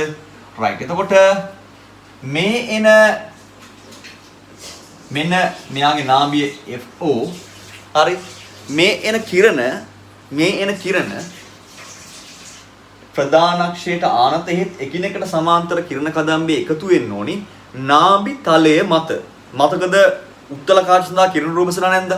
එතන මේ පාඩම පටන් ගන්නකොට මම කිව්වා මොකද්ද? ප්‍රධාන අක්ෂයට ආනත එහෙත් එකිනෙකට සමාන්තර කිරණ මේ කාචේ වර්තනයෙන් පස්සේ එකතු වෙන්න ඕනි නාභි තලයේ පිහිටන ලක්ෂයක. හරිද? right. එතකොට හරි. දැන් මෙන්න නාභි තලය. දැන් මේ නාභි තලේ හරියටම කොහෙද එකතු වෙන්නේ? ඒක පොඩි උපක්‍රමයකින් මේ වැඩේ කරන්නේ. මේ කිරණ වලට සමාන්තර ප්‍රකාශ කේන්ද්‍රය හරහා යන කිරණය අඳිනවා. ඒතර ඔය ප්‍රකාශ කේන්ද්‍රය හරහා යන කිරණය තියෙන්නේ ප්‍රකාශ කේන්ද්‍රය හරහා ගමන් කරන කිරණ ගමන් පතේ වෙනස් කරන්නේ නැහැ නේ. ඒතර ඔන්නෝම යනවා. දැන් එතකොට ඔය ප්‍රකාශ කේන්ද්‍රය හරහා ගමන් කරන කිරණයයි නාභි තලයේ ඡේදනය වෙන්නේ මෙතනනේ. එහෙනම් අන්නේ ලක්ෂ්‍යය තමයි ඡේදනය වෙන්න ඕනේ මොකද්ද? මේ කිරණ ටික. කොහොම ඔය විදිහට ඔයගොල්ලෝ රූල තියලා ලස්සනට අනින්නවා. හරි. දැන් මෙතන තමයි හැදෙන්නේ මොකද්ද? ඔය අනන්තයේ පිහිටන වස්තුවේ කියන්නේ ඈත පිහිටන වස්තුවේ ප්‍රතිබිම්බය. දැන් මෙයා තමයි වස්තුව වෙන්නේ කාටද? මෙයා තමයි වස්තුව වෙන්නේ උපනෙතට. මෙන්න උපනෙත් කාචය. LED. උපනෙත් කාචය. දැන් සාමාන්‍ය සීරු මාරු වෙන්නේ. එහෙනම් අවසාන ප්‍රතිබිම්බය හැදෙන්න ඕනේ කොහෙද? දැන් ටක් ගාලා ඔයගොල්ලන්ගේ සටහන් ලියාගත්ත එකේ බලන්න. දුරේක්ෂයක සාමාන්‍ය සීරු මාරුවේ තියෙනවා නම් අවසාන ප්‍රතිබිම්බය තියෙන්නේ අනන්තේ. අවසාන ප්‍රතිබිම්බය හදන්නේ උපනෙතනේ. ඒතර උපනෙතේ අවසාන ප්‍රතිබිම්බය අනන්තේ හදන්න නම් උපනෙතට වස්තුව වෙන එක්කෙනා ඉන්න ඕනි උපනෙතේ නාභියේ. එහෙම නැත්නම් නාභි තලයේ. හරි. right. එතකොට එහෙනම් මොකද වෙන්න ඕනි? මෙයා තමයි උපනිතර වස්තුව වෙන්නේ. මෙතින් මේක තමයි උපනිතර වස්තුව වෙන්නේ. මම මේකේ උස h1 කියලා ගන්නවා. එයා තමයි උපනිතර වස්තුව වෙන්නේ. එයා ඉන්න ඕනි කොහෙද? එයා ඉන්න ඕනි උපනිතේ නාභියේ. ඒ කියන්නේ මේ වෙලාවේදී අවනිතේ නාභියයි උපනිතේ නාභියයි එකිනෙකට මොනවා වෙනවද? සමපාත වෙනවා. ඒතර මෙන්න මේ දුර මට ලියන්න පුළුවන් උපනිතේ නාභි දුර.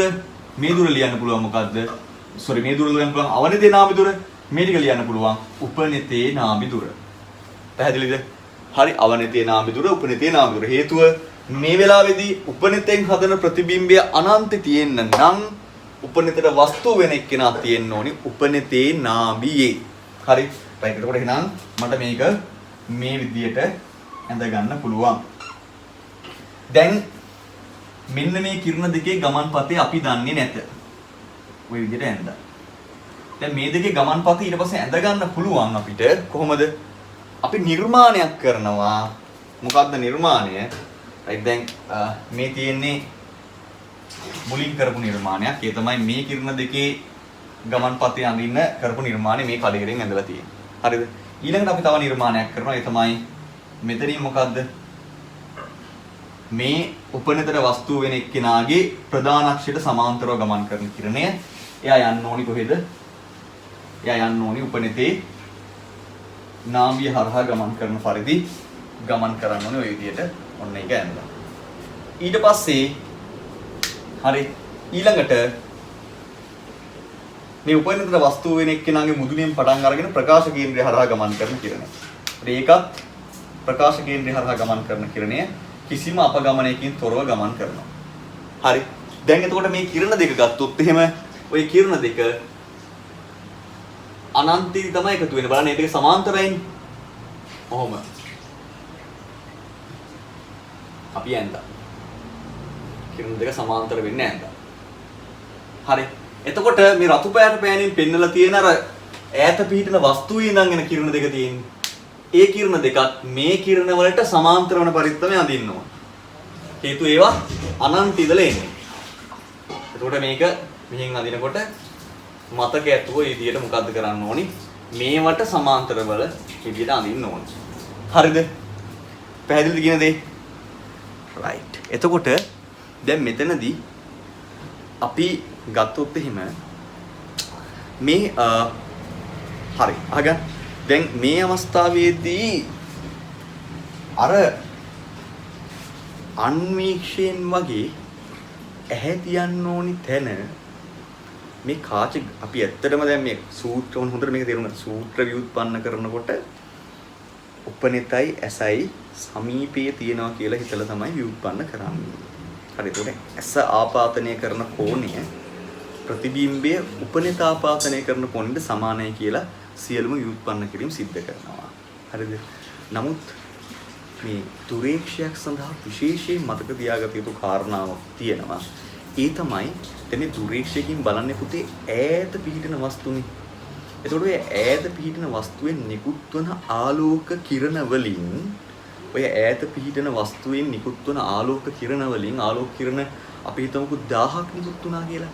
ඒකෙන් අපේ මේ අවනතට වදින්නේ ඉතාම කුඩා ආලෝක කිරණ ප්‍රමාණයක්. මොකද වස්තුව තියෙන ගොඩාක් ඈතනේ. එතකොට අවනතට ඇතුල් වෙන්නේ හරිද? අපි පියවිහෙන් බලනකොට අපේ දැන් ගොඩාක් විසිරලා තියෙනනේ ආලෝක කිරණ ටික. ඒ ආලෝක කිරණ ටිකෙනුත් ඉතාම කුඩා ප්‍රමාණයක් තමයි මේ අවනතට ඇතුල් වෙන්නේ. එතකොට මේ ඈත පිහිටන වස්තුව දෙස බලනකොට මේ දුරේක්ෂයෙන් බලනකොට හරි අපි පුළුවන් තරම් පරිස්සම් වෙන්න ඕනි මේ අවනතට ඇතුළු වෙච්ච කිරණ ටික ඔක්කොම අපේ ඇහැට යවා ගන්න. එහෙම වුණොත් තමයි ඔය වස්තුව අපේ ඇහැට ඇතුල් වන කිරණ ගාන වැඩි වෙන්න වස්තුව පේන දීප්තිය වැඩි වෙනවා. ඒතර වැඩිම දීප්තියකින් මේක බලාගත්තේ නැත්තම් සමහරලාට මේක පේන්නේ නැහැ. හේතුව මේ අවනතට ඇතුල් වෙන්නේ අර ඈත පිහිටන වස්තුවෙන් පිට වෙන කිරණ වලින් ඉතාම කුඩා ස්වල්පයක් විතරයි. හරිද? එතකොට ඒ ස්වල්පේනොත් තව ටිකක් හලලා තව චුට්ටක් විතරක් ඇහැට આવොත් එහෙම වස්තුව පේන්නේ ඉතාම ලාවට. හොඳම තීව්‍රතාවයෙන් බලා ගන්න නම් මේ අවනතෙන් ඇතුළු වෙච්ච සේරම කිරණ ඇහැට ඇතුල් කරගන්න ඕනේ. ඉතින් ඒ හින්දා මේ දුරේක්ෂයකින් වස්තුවක් නිරීක්ෂණය කරනකොට මේ ඇහැ තියන්න ඕනි විශේෂ තැනක් තියෙනවා. ඒ තැන අපි හඳුන්වනවා අක්ෂි බලය කියලා. තේරුණාද? එතකොට මේ අක්ෂි බලයේ පිහිටීම ගත්තොත් මේ ඈත පිහිටන වස්තුකින් එන කිරණ දෙක තියෙන්නේ. ওই කිරණ දෙක ගමන් කරන තැන ඔතන තමයි ඇහැ තියන්න ඕනේ. මේ කිරණ ටික එන්න තියන්න ඕනේ. හරිද? right. ඒ කිරණ ටික එන්න තියන්න ඕනේ. දැන් හිතන්න මෙහෙම මේ ඔන්න අක්ෂි බලය. කොහොමද පිනවද හිතන්න? right. එතකොට දැන් මෙන්න ප්‍රධාන අක්ෂය. මේ අක්ෂි බලයේ තියෙන්නේ හරි. එතකොට බලන්න මේ වස්තුවේ ඉඳන් එන කිරණ ටික ඔක්කොම ඇහැට යන්න ඕනේ. ඒතර තමයි හැතියන්නේ. හරිද? අක්ෂි බලය තමයි හැතියන්නේ. ඒතර දැන් මේ ඕගොල්ලන්ට මේ සටහනේ මේක ගොඩාක් ලොකුවට පෙනුනට සාමාන්‍යයෙන් මේක ටිකක් සමීපයේ තියෙන්නේ. තේරුණාද? හරිද? දැන් මේ අඳිනකොට මේක ටිකක් ලොකු වෙලා ඇඳුනට. හොඳයි. ඇයි ඒ තියන්නේ එතන? එතන තියන්නේ මෙතන තිබ්බොත් එහෙම. මේ හරි තිබ්බත් මේක හැබැයි හරියට පේන්නේ තියලා යනවා. ලාවට පේනවා. තේරුණාද? මේ මෙතනින් තිබ්බයි කියලා පේන ප්‍රමාණය විශාලත්ව වෙනසක් වෙන්නේ නැහැ. තීව්‍රතාවය. දැන් මේ තීව්‍රතාවය තමයි වෙනස සිද්ධ වෙන්නේ. තේරුණාද?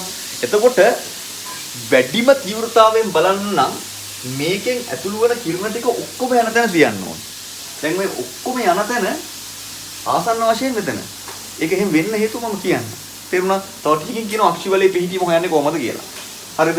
right. එතකොට ඔන්න දැන් කිරණ රූප සටහන අපි පැහැදිලිව ඇඳලා ඔය විදිහට තමයි වෙන්නේ. බලන්න අවසාන ප්‍රතිබිම්බයේ තියෙන පුතේ අනන්තේන කොහමනේ.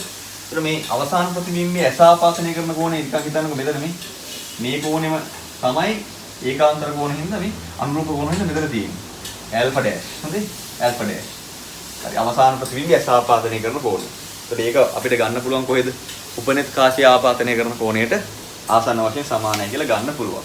ඔන්න කිරණ රූප සටහන. හරි. right. දැන් ඕගොල්ලන්ට ප්‍රශ්න තියෙනවා මට මේක අහන්න ඕනේ. හරි මතක ඇතුව අහන්න ඕනේ. හොඳයි එහෙනම් කිරණ රූප සටහනට අදාළ මේ තියෙන සටහන ඕගොල්ලෝ ඇඳ ගන්න ඕනේ දැන්. ඒ කිරණ රූප සටහන පැහැදිලිව ලොකුවට රූල තියලා හරි ලස්සනට අඳින්න ඕනේ. හරි. පටන් ගන්න අඳින්න.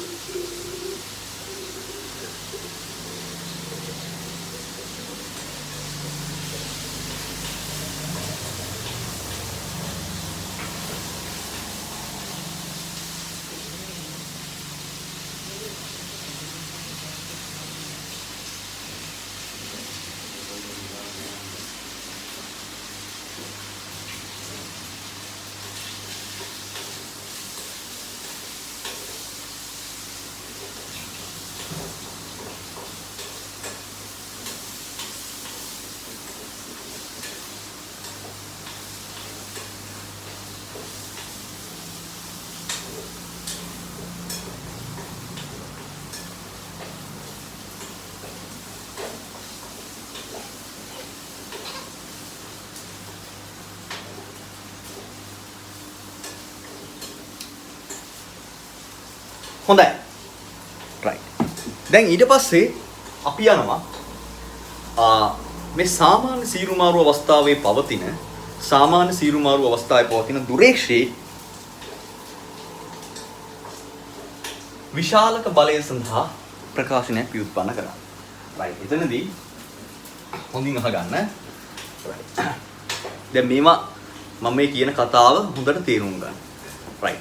මතක් කරන්න මොකද්ද කෝණික විශාලය සඳහා සූත්‍රය?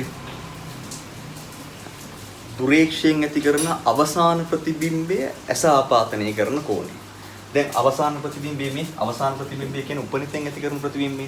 ඒ උපනිතෙන් ඇති කරන ප්‍රතිබිම්බය තියෙනවා මෙහි අනන්තය. තේරුණා මේ තියෙන්නේ ඒ අනන්තය දගෙන කිරණ. ඒතර මේ බලන්න මෙතන ඇහැ තිබ්බොතින් ඇහැ ආපාතනය කරන කෝණය ඇල්ෆා ඩෑෂ්. මේ අනුරූප කෝණයෙන්ද ඕක මෙතන තියෙන මේ උපනිත ආපාතනය කරන කෝණයට සමානයි ඇල්ෆා ඩෑෂ්.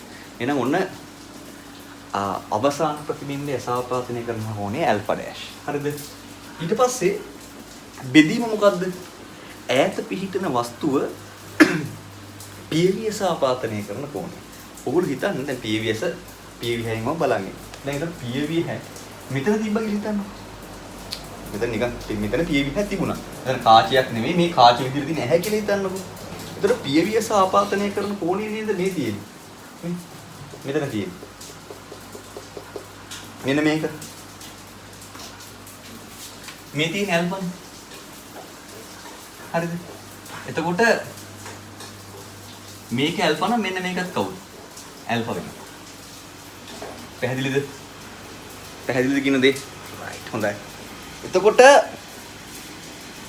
හරි. මේක හරි ලේසි මං දල රූප සටහන් දින යන්නේ මේකෙම හදලා ඉවර කරනවා. හොඳයි. අහගෙන ඉන්නේ හින්දා දැන් මට ලියන්න පුළුවන් වෙනා මෙන්න ඇල්ෆා මෙන්න ඇල්ෆා ඩෑෂ්. හරි. ඕගොල්ලෝ මේ කතාව තේරුම් නැත්නම් මම අහන්න ඕනේ. හරි. දැන් මේ වීඩියෝ එක දැම්මට පස්සේ ප්‍රශ්නයක් විදිහට හරි කමන්නේ මම අහන්නේ. ඒක තේරෙන්නේ නැත්නම් හොඳයි. හරි. රයිට් මේක ඇල්ෆා වෙන්නේ මෙතන නිකන් ඇහැ තිබ්බ කියලා හිතන්න. ඒකට මේ තියෙන්නේ මේ කාචයක් නේ මෙතන ඇහැ කියලා හිතන්න. මෙතන මේ තියෙන ඈත පිටින වස්තුව ගැන කියන්නේ. ඉතින් මේක තමයි ඇල්ෆා. PVS ආපාතනය කරන කෝණය. පැහැදිලිද? හරි. දැන් අපි දන්නවා සාමාන්‍ය සීරුමාරු අවස්ථාවේ පවතින ඔය දුරේක්ෂයේ කෝණික විශාලනයේ M මට ලියන්න පුළුවන් ඇල්ෆා ඩෑෂ් බෙදීම ඇල්ෆා. ඉතින් මේක tan ඇල්ෆා ඩෑෂ් කුඩා කෝණ කියලා ගත්තොත් ඉතින් tan ඇල්ෆා කියලා අපිට ලියන්න පුළුවන්.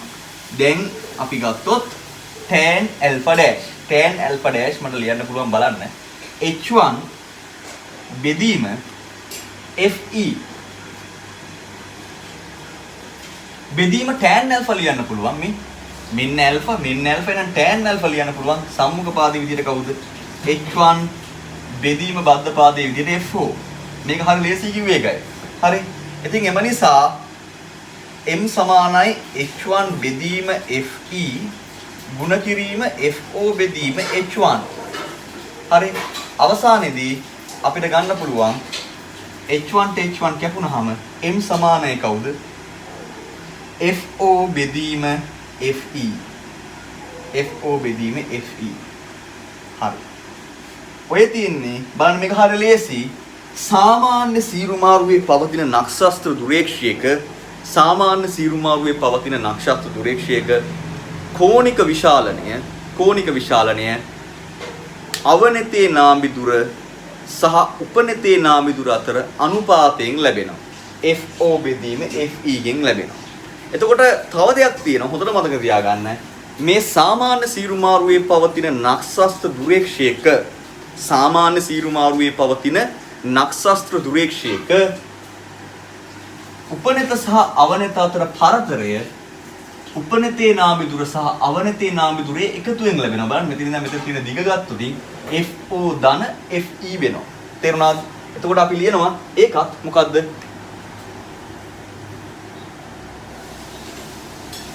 මෙම අවස්ථාවේදී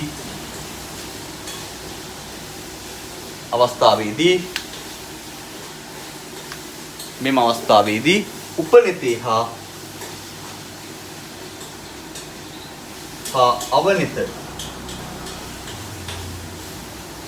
අවනත අතර පරතරය හරි අපි සමානයි D කියලා ගත්තොත් එන්න මෙතනින් මම ලිව්වා D සමානයි FO ධන FE හරි D සමානයි FO ධන FE මෙම අවස්ථාවේදී උපනත සහ අවනත අතර පරතරය D නම් ඒ D සමාන වෙනවා කාටද FO ධන FE ට හොඳයි එතකොට කිරු රූප සටහන ඇඳා අංක රෝම ඉලක්කම් 2 කියලා දාන්න කෝණික විශාලනය සඳහා ප්‍රකාශනයක් ව්‍යුත්පන්න කිරීම එහෙම කියලා දාලා මෙතනින් පටන් අරගෙන ඉස්සලා මේක ගත්තා ඊට පස්සේ තරු ලකුණක් දාලා ලිව්වා මෙම අවස්ථාවේදී උපනත හා අවනත අතර පරතරය D සමානයි කවුද FO ධන FE හරි ලේසි ඉතින් මේ භෞතික විද්‍යාවේ මේ කොටස් ඕගොල්ලෝ බලන්න හරි ලස්සන රටාවක් තියෙනවා හරි හොඳින් තේරුම් ගත්තොත් පාඩම් කරන්න පොඩ්ඩක්වත් නෑ හරිද රයිට් එහෙනම් මේ ටික අපි ලියාගමු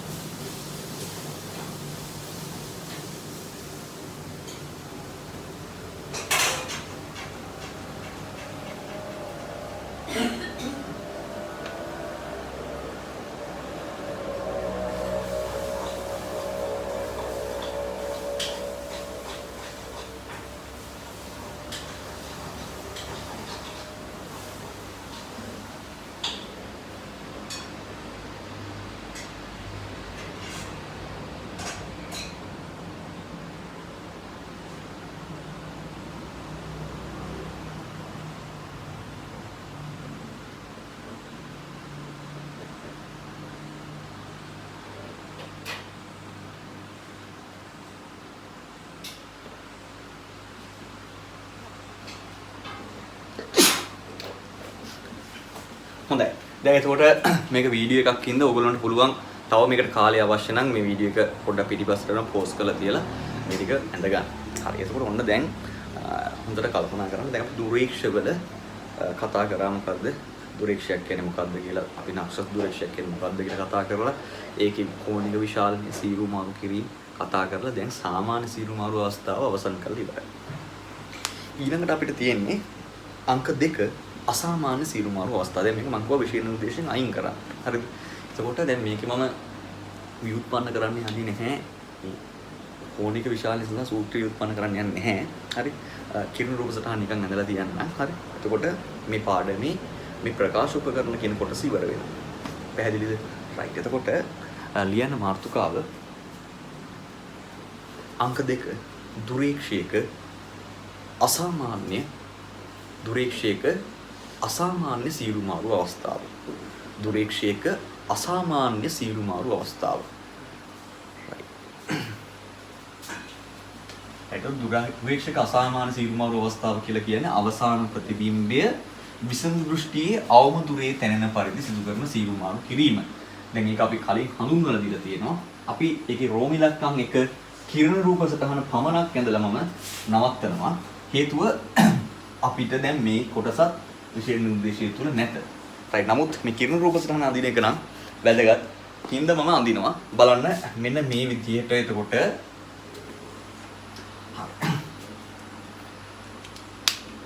අවබෝධයෙන් අඳින්න කටපාඩමින් නැතුව අවසාන ප්‍රතිබිම්බය හැදෙන්න ඕනේ කොහෙද? අවසාන ප්‍රතිබිම්බය හැදෙන්න ඕනේ විසඳු දෘෂ්ටියේ අවම දුරේ. අවසාන ප්‍රතිබිම්බය හැදෙන්න ඕනේ විසඳු දෘෂ්ටියේ අවම දුරේ. එතකොට මේ විදිහට අපි ගත්තොත් මේ තියෙන්නේ අවනිත් කාචය LO. එතකොට බලන්න දැන් මේ විදිහට මම මේ අඳින කිරණ දෙක එක කිරණයක් කෙලින්ම අඳිනවා. ප්‍රකාශ කේන්ද්‍රය හරහා යන්නම අඳිනවා. එතකොට මම නිර්මාණයක් කරන එක ඉඩ ඉතිරි වෙනවා. තේරුණා හරිද? දැන් මේ ඉන්නේ අනන්තයේ තියෙන වස්තු ඉහළ කෙළවරින් නම් එන කිරණ. හරි. මෙන්න FO තියෙන තැන. එතකොට නාභි තලය. දැන් මේ කිරණය ප්‍රකාශ කේන්ද්‍රය හරහා යන හින්දා කිසිම අපගමනයකින් තොරව ගමන් කරනවා. මෙයා යන්න ඕනි කවුරු හරහාද? ඒ දින කැපෙන තැන හරහා යන්න ඕනේ ඔය විදිහට. හරි. එතකොට ඕගොල්ලෝ රූල තියලා අඳිනකොට මට වඩා පැහැදිලිව අඳින්න පුළුවන් මේක ওই විදිහට අඳලා. හරිද? දැන් මෙතන තමයි ඇති වෙන්නේ කාගෙන් ඇති වෙන ප්‍රතිබිම්බයද? අවනතෙන් ඇති වෙන ප්‍රතිබිම්බය. දැන් ඕක වස්තුව වෙන්නේ උපනෙතට.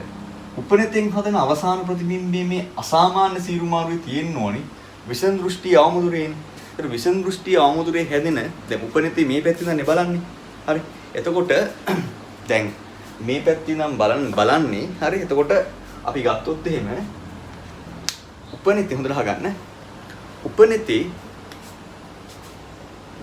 මෙන්න උපනෙතේ නාභිය සහ ප්‍රකාශ කේන්ද්‍රය අතර තියෙන්නේ මොකද්ද? එයාට වස්තුව වෙන අවරිතෙන් තැන්න ප්‍රතිබිම්බය. එතකොටනේ හැදෙන්නේ මොකද්ද? ප්‍රකාශ කේන්ද්‍රයයි නාභියයි අතර වස්තුව තිබ්බොත් තමයි හැදෙන්නේ අතාත්වික උඩුකුරු ප්‍රතිබිම්බයක්. තේරුණාද? අතාත්වික උඩුකුරු ප්‍රතිබිම්බයක්. දැන් ඔන්න මම මේ හරියන්නේ T කියලා දාලා දැන් මේකේ ප්‍රතිබිම්බය අඳින්න හදන්නේ. ඒතර නිර්මාණ රේඛා මුලින්ම අඳිනවා. මේ විදිහට. කොහොමද? ඊට පස්සේ ප්‍රකාශ කේන්ද්‍රය හරහා යන කිරණ. දැන් මේ දෙක එකතු වෙන තැන මේ තියෙන මෙතන කියලා හිතන්න. දැන් මෙතන තමයි ඕන්න අවසාන ප්‍රතිබිම්බය සෑදෙන්නේ. තේරුණාද? රයිට්. එතකොට මේ කිරණ දෙකේ ගමන් පතේ අඳින්න ඕනි මෙතනනේ ප්‍රතිබිම්බේ. මෙතනින් ඉඳන් එනවා වගේ. තේරුණාද? එතකොට මේක රූල තියලා මෙතනට යා කරා. මෙහි ඉඳන් එනවා වගේ ඔහොම යනවා. හරි මෙතනත් එහෙමයි. මේ විදිහට යා කරා. මෙහි ඉඳන් එනවා වගේ ඇඳුයි. හරි මේ කිරණ දෙක මතක ඇතුව අඳින්න ඕනේ. මේ කිරණ දෙකේ ගමන් පතේ අඳින්න ඕනේ. රයිට්. එතකොට ඔය විදිහට අපි දැන් ඇඳලා ඉවරයි කිරණ රූප සටහන. රයිට්. එතකොට මේ තියෙන්නේ අවසාන ප්‍රතිබිම්බය. මේක තියෙන්න ඕනි විසඳු දෘෂ්ටිය අවමුදුරේ. කියන්නේ ඕන්න ඕන. මෙතන නම් මෙතන තියෙන දුර කවුද? D වෙන්න ඕනේ. ওই විදිහට තමයි මේකේ කිරණ රූප සටහන අපි ඇදලා සම්පූර්ණ කරගන්න. හරිද? right. එතකොට දැන් මේක ඇඳපු විදිය බලන්න ආයෙසරක් මම කියනවා. මෙන්න එනවා මොකද්ද? අනන්තයේ තියෙන වස්තු ඉහළ කෙළවරෙන් එන කිරණ. ඒව ප්‍රධාන අක්ෂයට ආනතව එකිනෙකට සමාන්තර වේ. ඒ කිරණ එකතු වෙන්න ඕනේ නාභි තලයේ මත. එන එකතු වෙලා හැදුණු ප්‍රතිබිම්බය. එයා තමයි වස්තු වෙන්නේ කාටද? උපනිතයට. මේ තියෙන උපනිත. ඒතර උපනිතෙන් හදන අවසාන ප්‍රතිබිම්බයේ තියෙන්න ඕනේ විෂම දෘෂ්ටි අවමවලුයි. එහෙනම් මේ වස්තුව උපනිතට වස්තුව වෙන එක්කෙනා අවනිතේ ප්‍රතිබිම්බේ තියෙන්න ඕනේ උපනිතේ ප්‍රකාශ කේන්ද්‍රයත් නාභියත් අතර. right? ඔය විදිහට අරගත්තා නම් ඊට පස්සේ කිරණ රූප සටහන සර සාමාන්‍ය විදිහට අඳින්න තියෙන්නේ. පැහැදිලිද? ඔගොල්ලෝ ඇත්තටම බලන්න ඕනේ මොකද්ද? උත්තල කාචයක ප්‍රතිබිම්බ ඇතිවන ආකාරයේ කිරණ රූප සටහන තියෙනවා. ඒවා එකතු කරලා නෙමෙයි හදන්නේ. හරි. right. හොඳයි එහෙනම් ඔන්න ඒ කොටසත් හරි. right. එහෙනම් මේක ඇඳගමු. අපි කිරණ රූප සටහන කියලා දාලා.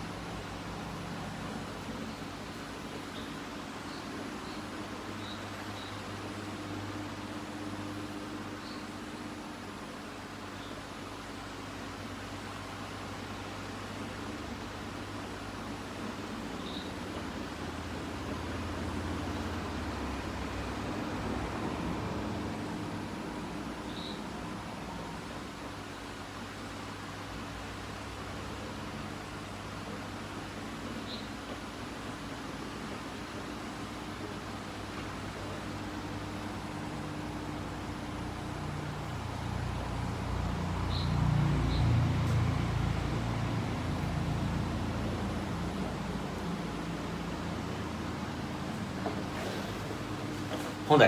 දැන් තව වෙලාව අවශ්‍ය නම් මොකද්ද කරන්න ඕනේ? වීඩියෝ එක පෝස් කරලා මේ ටික බලලා අඳින්න ඕනේ ලස්සනට. හරිද?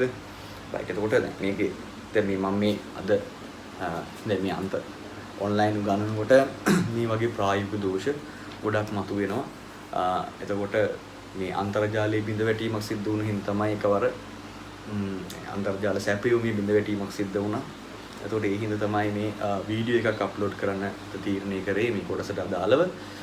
එතකොට මේ ඕගොල්ලෝ අර පාඩමේ නැවතුපු තැන ඉඳලා ඒ සටහන සම්පූර්ණ කරගන්න ඕනේ මේක බලාගෙන නිකන් ඔහේ බලාගෙන ඉන්න එපා. තමන්ගේ හිතට අවංකුව නැත්තම් මේ ඔන්ලයින් ක්‍රමවේදය අසාර්ථකයි. හරිද? එතකොට ඒ හින්දා තමන්ගේ හිතට අවංකව මේ වැඩේ කරගෙන යන්න. ඒ එන ප්‍රශ්න මතක ඇතුව මට කියන්න. හරිද? ඒකට ඕගොල්ලන්ට මට මේක කියලා විසඳ ගන්න පුළුවන්. ඕගොල්ලන්ගේ ඕන ප්‍රශ්නයක් අහලා විසඳ ගන්න පුළුවන් හින්දා ඒ වාසිය අරගන්න. හරිද? අරගෙන කොහොම හරි අවසානයේ හොඳ ප්‍රතිඵලයක් ලබා දැන් මේ පාඩමට අදාළ ගැටලු ප්‍රමාණය ඊට පස්සේ අපි ඊළඟ මාසේ කරන්නේ තාපයේ පාඩම අපි පටන් ගන්නවා. දැන් තාපයේ පාඩම පන්තිවල මම පටන් ගත්තා. නමුත් දැන් අමතක වෙලා තියෙන හින්දා ආයෙසරයක් ඒක කරපු දේවල් ටිකක් නැවත මතක් කරලා හරි තාපයේ පාඩම පිළිවෙලට කරගෙන යනවා ලබන මාසේ. ඊට පස්සේ අපි දැන් දවස් දෙකක් පන්ති කරනවා. එතකොට දැන් මට විෂය ආවරණය කරගන්න ඕනේ නොත් මම තව දවසක් දාලා හරි කමක් නෑ මේකේ අපි කරගෙන යන අතරතුර මේ පාඩම යන අතරතුර අපි සාකච්ඡා කරනවා මේ ආලෝකයේ පාඩමේ ගැටලු. හරි. ඒ වගේම ආලෝකයේ පාඩම සහ දෝලන තරංග පාඩමට අදාළ සිද්ධාන්ත මේ ප්‍රායෝගික පරීක්ෂණ වලට අදාළ නිබන්ධනය ඔයගොල්ලොන්ට දැන් ආයතන වලින් ලබා ගන්න පුළුවන්. එතකොට ඒ නිබන්ධනයේ තියෙන ප්‍රායෝගික පරීක්ෂණ අපි එකින් එක සාකච්ඡා කරලා විභාගෙට ස්ට්‍රක්චර්ඩ් එසේ ප්‍රශ්නයක් අනිවාර්යෙන් මේකේ එනවා. ඒ ප්‍රශ්නෙට සූදානම් වීමක් කරනවා. ඒකට එතන ලකුණු 10ක ප්‍රමාණය අනිවාර්යෙන් අහනවා. අනිවාර්යෙන් දෝලන තරංග සහ ආලෝකයෙන් අනිවාර්යෙන් අහනවා ස්ට්‍රක්චර්ඩ් එකක්. ඒක හැම අවුරුද්දකම අහලා තියෙනවා. එතකොට ඒකට අදාළ ලකුණු 10ක් හම්බ වෙනවා 200. ඒ ලකුණු 10ට පුරු කරන එක දැන් ලබන මාසෙ තුලත් අපි සිද්ධ කරනවා. හරිද? ඒතකොට ඔය විදිහට තමයි වැඩ පිළිවෙල යන්නේ. දැන් හරි. දැන් මම හිතනවා මේක ඔයගොල්ලෝ හරියට නැඳගෙන ඇති කියලා. රයිට්. එතකොට අහගන්න දැන් මෙහෙමයි. අපි මම ඔයගොල්ලන්ට කිව්වා මේ දුරේක්ෂයක් ගත්තොත් එහෙම මේ දුරේක්ෂයකට වස්තුව වෙන්නේ ඈත තියෙන කෙනෙක්. එතකොට එයාගෙන් නිකුත්වන කිරණ වලින් ඉතාම ස්වල්ප ප්‍රමාණයේ අවනතට අවිල්ල වදින්නේ. ඒතර ඒ වදින කිරණ ටික ඔක්කොම අපේ ඇහැ හරහා යවා ගත්තොත් තමයි අපිට මේ වස්තුව හොඳම දීප්තියෙන් බලා ගන්න පුළුවන් වෙන්නේ. නැත්තම් ලාවට පේන්නේ. ඇත්තට සමහරලාට පේන්නෙම නෑ. ඉතින් එතකොට අපි ඔය අවනෙතින් ඇතුළු වන කිරණ ටික ඔක්කොම අපේ ඇහැට යවා ගන්න නම් අපේ ඇහැ තියන්න ඕනේ අක්ෂි වලය කියලා හඳුන්වන විශේෂිත ස්ථානයක. ඒ අක්ෂි වලය කියන ස්ථානයේදී අවනෙතින් ඇතුළු වෙච්ච සියලුම කිරණ ගමන් කරනවා.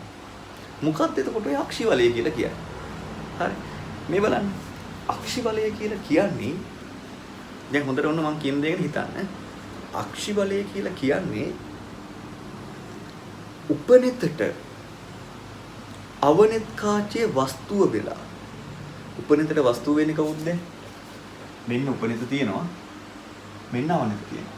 එතකොට උපනෙතට වස්තුව වෙනවා අවනෙත් කාචයේ. හරි. ඒතර උපනෙතට අවනෙත වස්තුව වෙලා එයාගේ ප්‍රතිබිම්බය හැදෙන තැන. ඒ කියන්නේ උපනෙත් කාචයේ මගින් මේ අවනෙත් කාචයේ ප්‍රතිබිම්බය හදන ස්ථානය. ගත්තොත් අන්න එතන තමයි මොකද්ද? අක්ෂි වලය තියෙන්නේ. තේරුණාද? එතන අක්ෂි වලය තියෙනවා කියලා කියන්නේ අවනෙතේ ප්‍රතිබිම්බයනේ ප්‍රතිබිම්බයේ තියෙන දැන් අක්ෂි වලය තියෙනවා කියුවේ. ඒතකොට අවනෙතේ තුලින් ගමන් කරන සේරම ආලෝක කිරණ ටික එයාගේ ප්‍රතිබිම්බය හරහා ගමන් කරනවා. හරිද? තාත්වික ප්‍රතිබිම්බය හරහා ගමන් කරනවා. එතකොට එතනින් ඇහැ තිබ්බහම මොකද වෙන්නේ? එතනින් ඇහැ තිබ්බහම අර අවනෙතෙන් ඇතුළු වන සේරම කිරණ එතනින් යන හින්දා අපේ ඇහැට වැඩිම කිරණ ගානක් එතනදී එකතු වෙනවා. එතකොට අපිට වැඩිම දීප්තියෙන් මේ වස්තුව නරඹන්න පුළුවන් වෙනවා. පැහැදිලිද? හරි. එහෙනම් ලියන්න අක්ෂි වලය. මාතෘකාවක් වෙන අක්ෂි වලය. අක්ෂි වලය.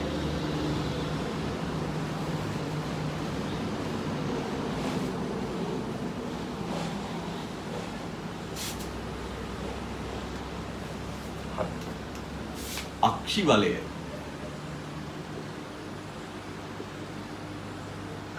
අක්ෂි වලය.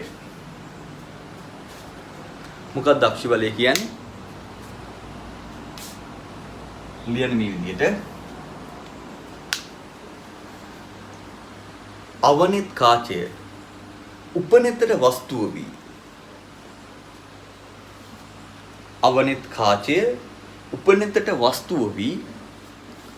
අවනෙත් කාචය උපනෙතට වස්තුව වී. අවනෙත් කාචය උපනෙතට වස්තුව වී.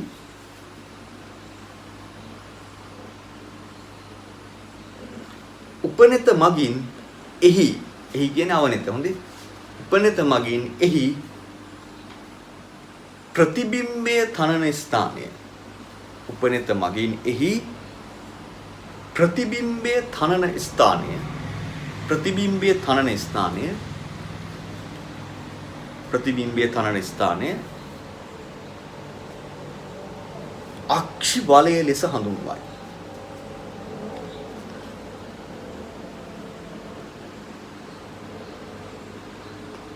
දැන් රතු පෑනෙන් ලියන්න. රතු පෑනෙන් ලියන්න.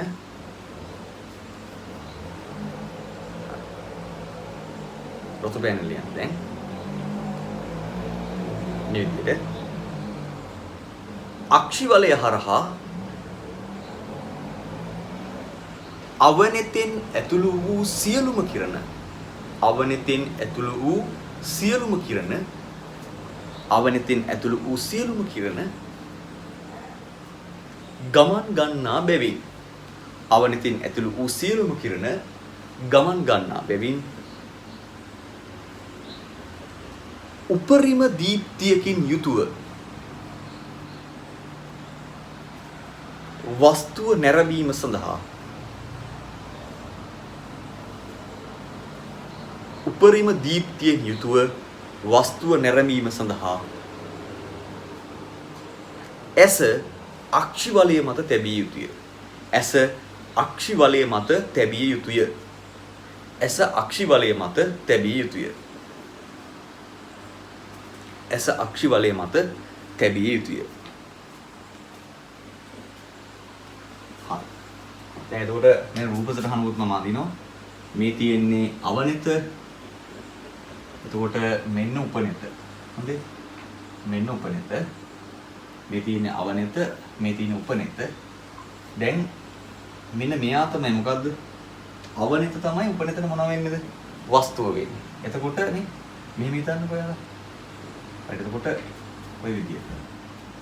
ඔහම වස්තුව වෙලා මෙන්න යාගේ ප්‍රතිබිම්බය හැදෙන තැන නේ. තේරුණා? පැහැදිලිද? එතකොට මේ මෙතන තමයි හැදෙන්නේ මොකද්ද? මේ තියෙන්නේ උපනිත කාචය මගින් තනන අවනිතේ ප්‍රතිබිම්බය. අතාවේදී කිව්වොත් මේ තියෙන්නේ මොකද්ද? අක්ෂි බලය. අක්ෂි බලය. තේරුණාද? තවදී කිව්වොත් අක්ෂි බලය තමයි තියෙන්නේ. හරි එතකොට මේ අතර පරතරය තියෙන්නේ. මේක තමයි මොකක් වෙන්නේ? වස්තු දුර වෙන්නේ. මේක තමයි මොකද කාච සූත්‍රය දැම්මොත් එහෙම ප්‍රතිබිම්බ දුර වෙන්නේ. v. හරි. right. එතකොට උදාහරණ කියලා. උදාහරණ නෙවෙයි මේ රූපසටහන හදගන්න. ඒ රූපසටහන හදගන්න.